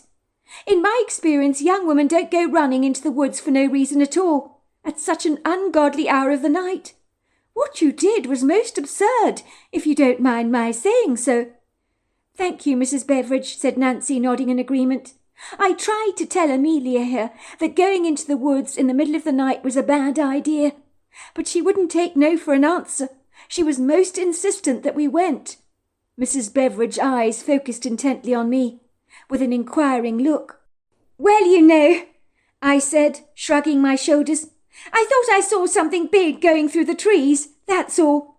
"She thought, Mrs. Beveridge, what my friend is failing to tell you, is she thought she saw a Bigfoot. This is coming from my best friend, who, dare I tell you, was scoffing at Philip yesterday during our art class when he was talking about the Fae. Moments later, in the middle of the night, she's waking me up, telling me she thinks she might have seen a Bigfoot."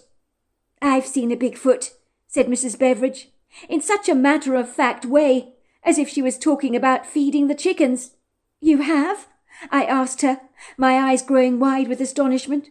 "Oh, I have," said Mrs. Beveridge. "Of course my husband will not believe a word of it. But I saw the Bigfoot close up, and so how could my mind have been playing tricks on me? But try telling that to my husband, will you?" "Your husband sounds just like Amelia here," said Nancy with disdain. "Amelia will never believe anything until she actually physically sees it. She's always been like that, and it drives me insane. The only reason she's considering that Bigfoot might actually be real is because she thought she saw one tonight, disappearing into the trees. That's why she insisted on following it into the grove, and got freaked out when we were in the woods, as a nightmare she had as a kid came springing back to life, like a bad omen for her." "How extraordinary," said Mrs. Beveridge, running a hand reflectively through her long brown hair, that was lying in a long curtain around her shoulders. "What's extraordinary?" asked Nancy. "Well, the same thing happened to me, after I saw the Bigfoot. I went chasing after it into the woods, I was so intrigued. You'd think I'd be apprehensive and very fearful, but nothing of the kind.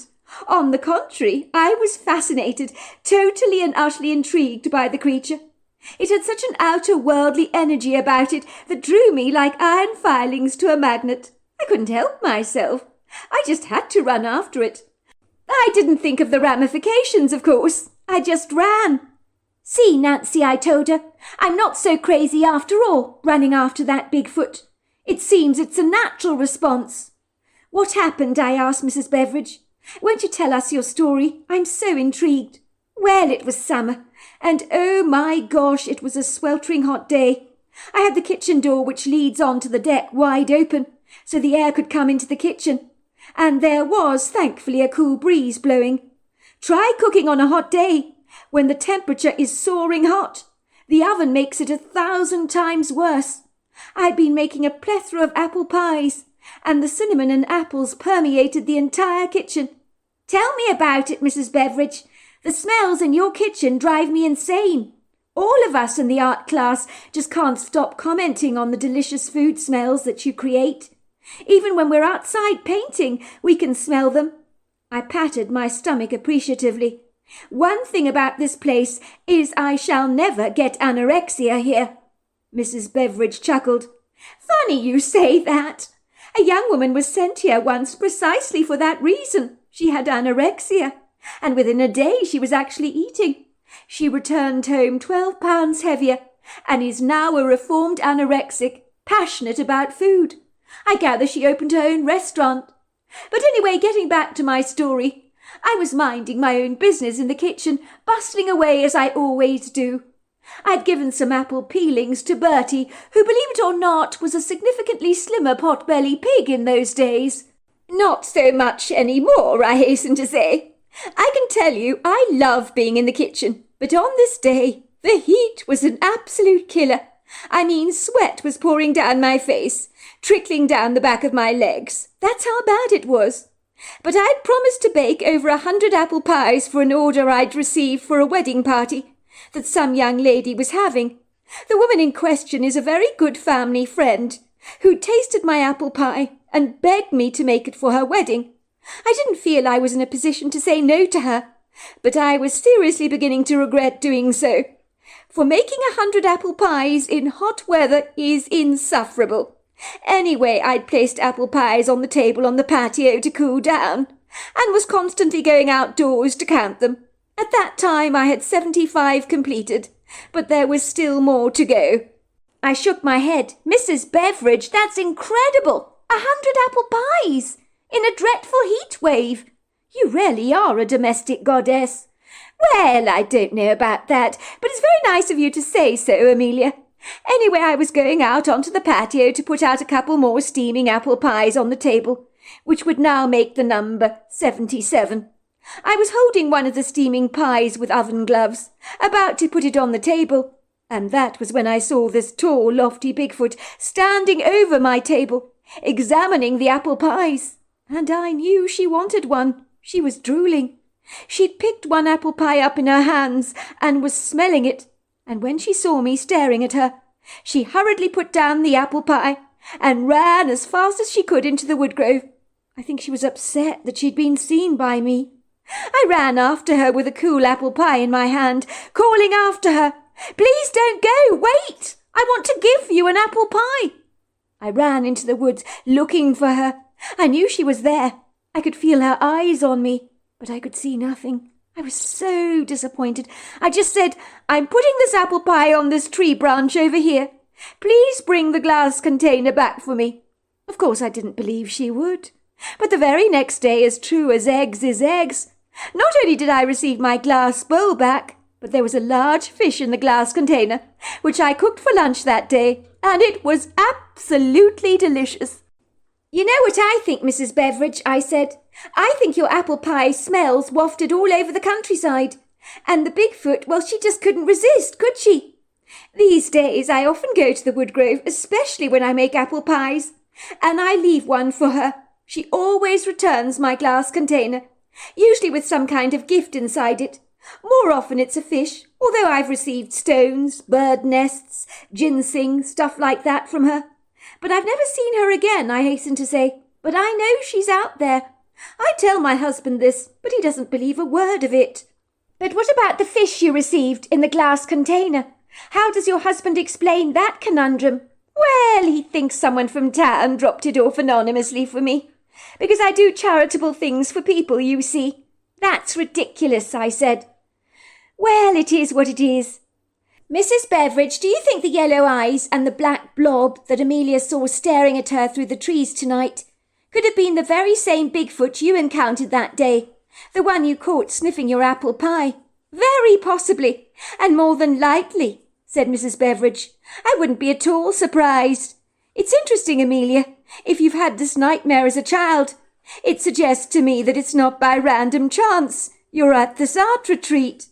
I suspect it wasn't a monster you saw in your dream after all, but a benign, benevolent Bigfoot that means you no harm. Maybe telepathically the Bigfoot was reaching out to you through your dreams, but you misinterpreted the yellow eyes as something menacing.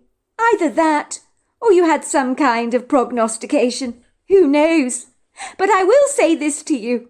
I will never forget that Bigfoot's dark eyes as she looked at me that day. Oh, they were beautiful, so very kind. My old grandmother used to say that eyes are the window of the soul, and you can see a person's heart through their eyes. I think she's right, you know. I don't know if you've ever watched a serial killer on television before, but if you look at their eyes, they're as cold as ice, dead, devoid of any emotion." "Mrs. Beveridge, how did you know that the Bigfoot was actually female?" I asked her. "Well, it's obvious, isn't it? She had breasts, small breasts, but also a very gentle feminine energy. I I could feel it. I felt a distinct connection with her, and I so wanted to give her an apple pie, because of all the people who have drooled over my apple pies over the years. No one has looked at them with the longing I saw on her face. Do you think, Mrs. Beveridge, that the Bigfoot would have pinched one of your apple pies if you hadn't been looking? Well, I sincerely hope she would have done so, said Mrs. Beveridge. I mean, if she lives here on this estate in our woodgrove, I'd like her to think she was an extension of our family, like Bertie, the hens, and the horses. Wow, that's an incredible story. I tell you what, said Mrs. Beveridge, now I cannot make any promises to you. I wish I could, but I'm not psychic, so I'm not sure if this would even remotely work. But I will give you an apple pie to take into the woodgrove tomorrow. Who knows, maybe the Bigfoot will show herself to you. I sincerely hope she does. I can't help thinking if you kept having that extraordinary nightmare as a young child, that maybe you shall encounter her. Although if my husband was to hear me now, he would say I was borderline insane. We finished our cocos and went to bed, but Nancy was like a dog with a bone. She wouldn't let it go that I had abandoned her in the woodgrove in the dead of night. How could you, Amelia? Some friend you are. I told you I was scared of the dark, and you just bogged off without a by your leave. I could feel my blood boiling. Nancy, I didn't bloody leave you. And I wasn't being deliberately mean. I left you. I was freaking out. I was so scared.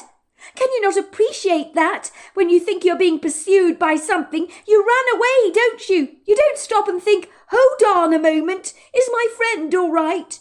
Your survival instincts kick in just like they do for a deer when they're being pursued by a mountain lion.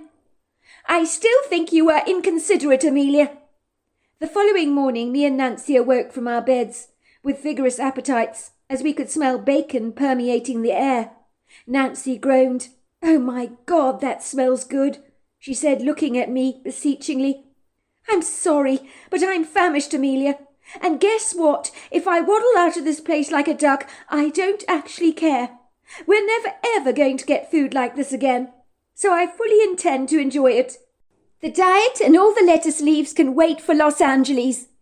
There was only one problem. Nancy found that morning that she couldn't get the zipper up of her jeans at all, even as she tugged and stretched the fabric as hard as she possibly could. It would seem the zipper had come apart in her hands and was dangling in her fingers like a silvery ribbon. I burst out laughing. I couldn't help myself. It was so funny. But to be fair, my laughter sounded more like a witch's cackle. It was hilarious to see the roll of blubber over my friend's stomach that had not existed a week before. It was kind of satisfying to know that my skinny friend would appreciate how annoying it is to carry a few extra pounds that was seemingly impossible to shift. In the past she had ridiculed me for making such complaints. Nancy's face went white. She wasn't amused. That's it, Amelia. I'm going to have to wear one of your jeans. I cannot fit into any of my stuff anymore. I can't believe this has happened to me, she bleated. Well, you shouldn't wear such snug-fitting clothes, should you? I griped. I mean, don't you own any baggy stuff like a normal person does?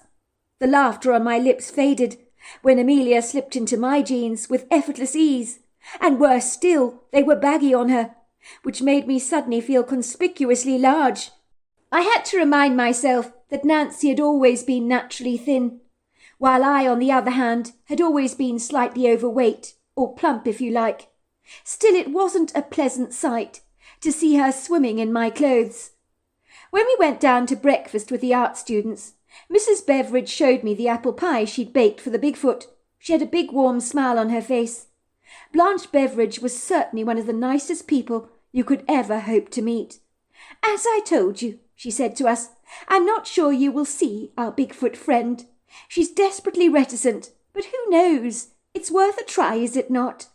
Much as me and Nancy were thoroughly enjoying the art retreat and the instruction that we received from Philip, it was great to have the day off to do our own thing. In the morning we went to the town to buy souvenirs and all kinds of little trinkets for friends and family.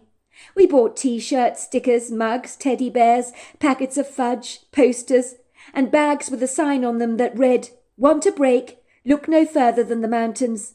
In the afternoon we happily returned back to home base, with our hearts fully set on taking a stroll in the woods, in the hope we might encounter the Bigfoot.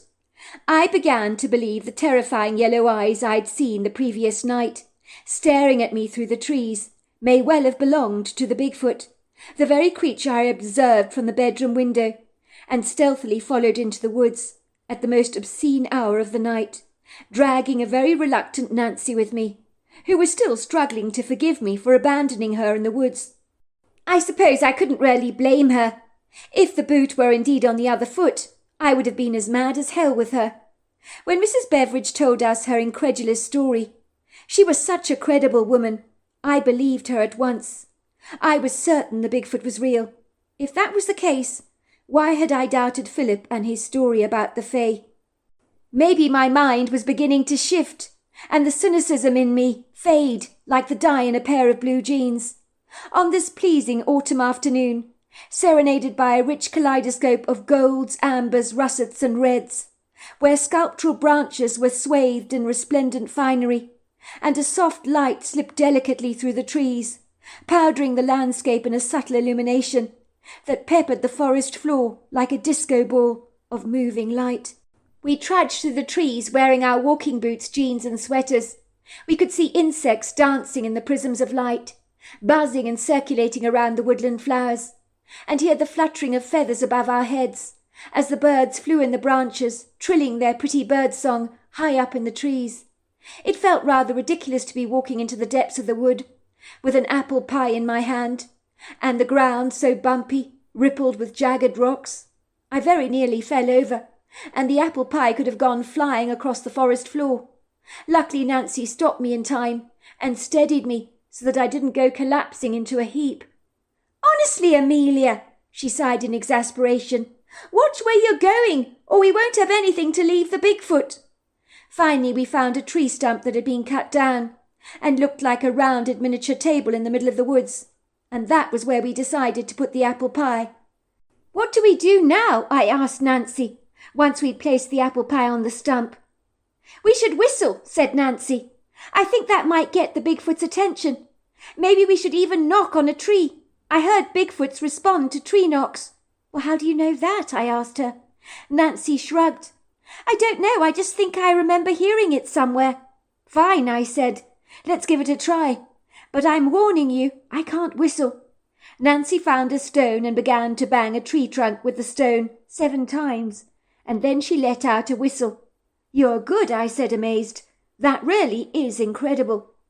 We sat there very impatiently, I might add, on the forest floor, our knees crossed, waiting and hoping that the female Bigfoot would make an appearance, or at the very least respond to our whistles and wood knocks. I mean, seriously, who were we kidding?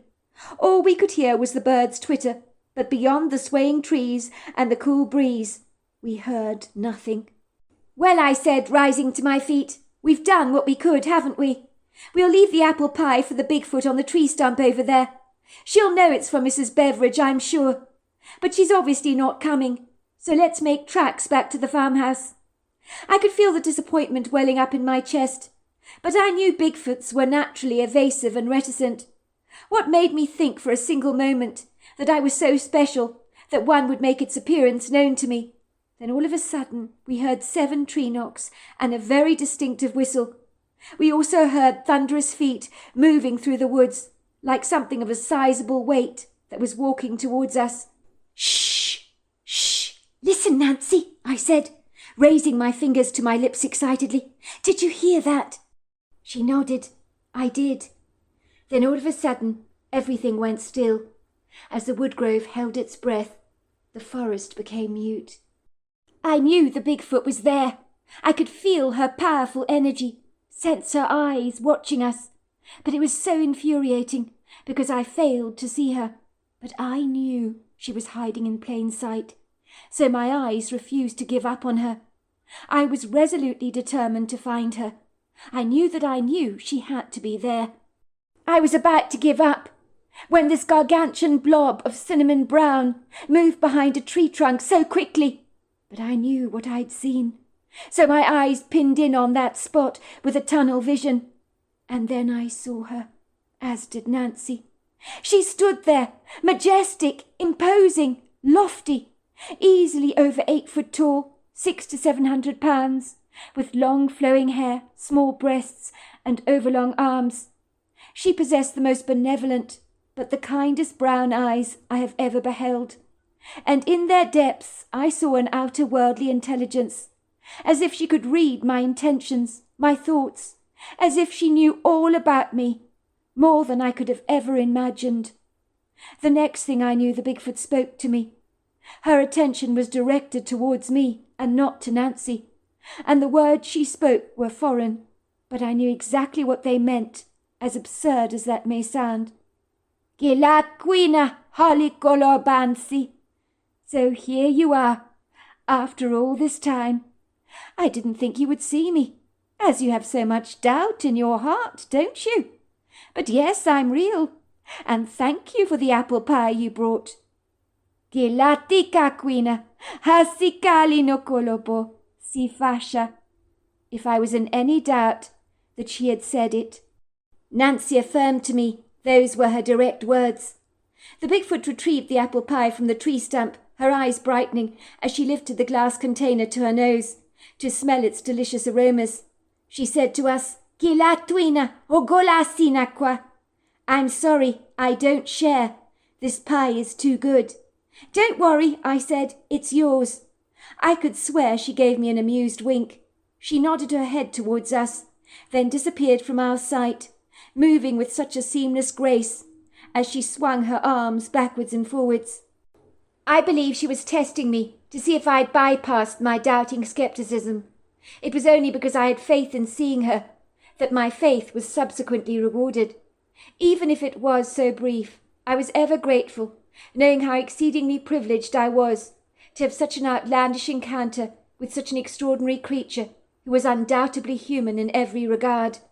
I think my art teacher Philip was right. The universe had taught me an invaluable lesson.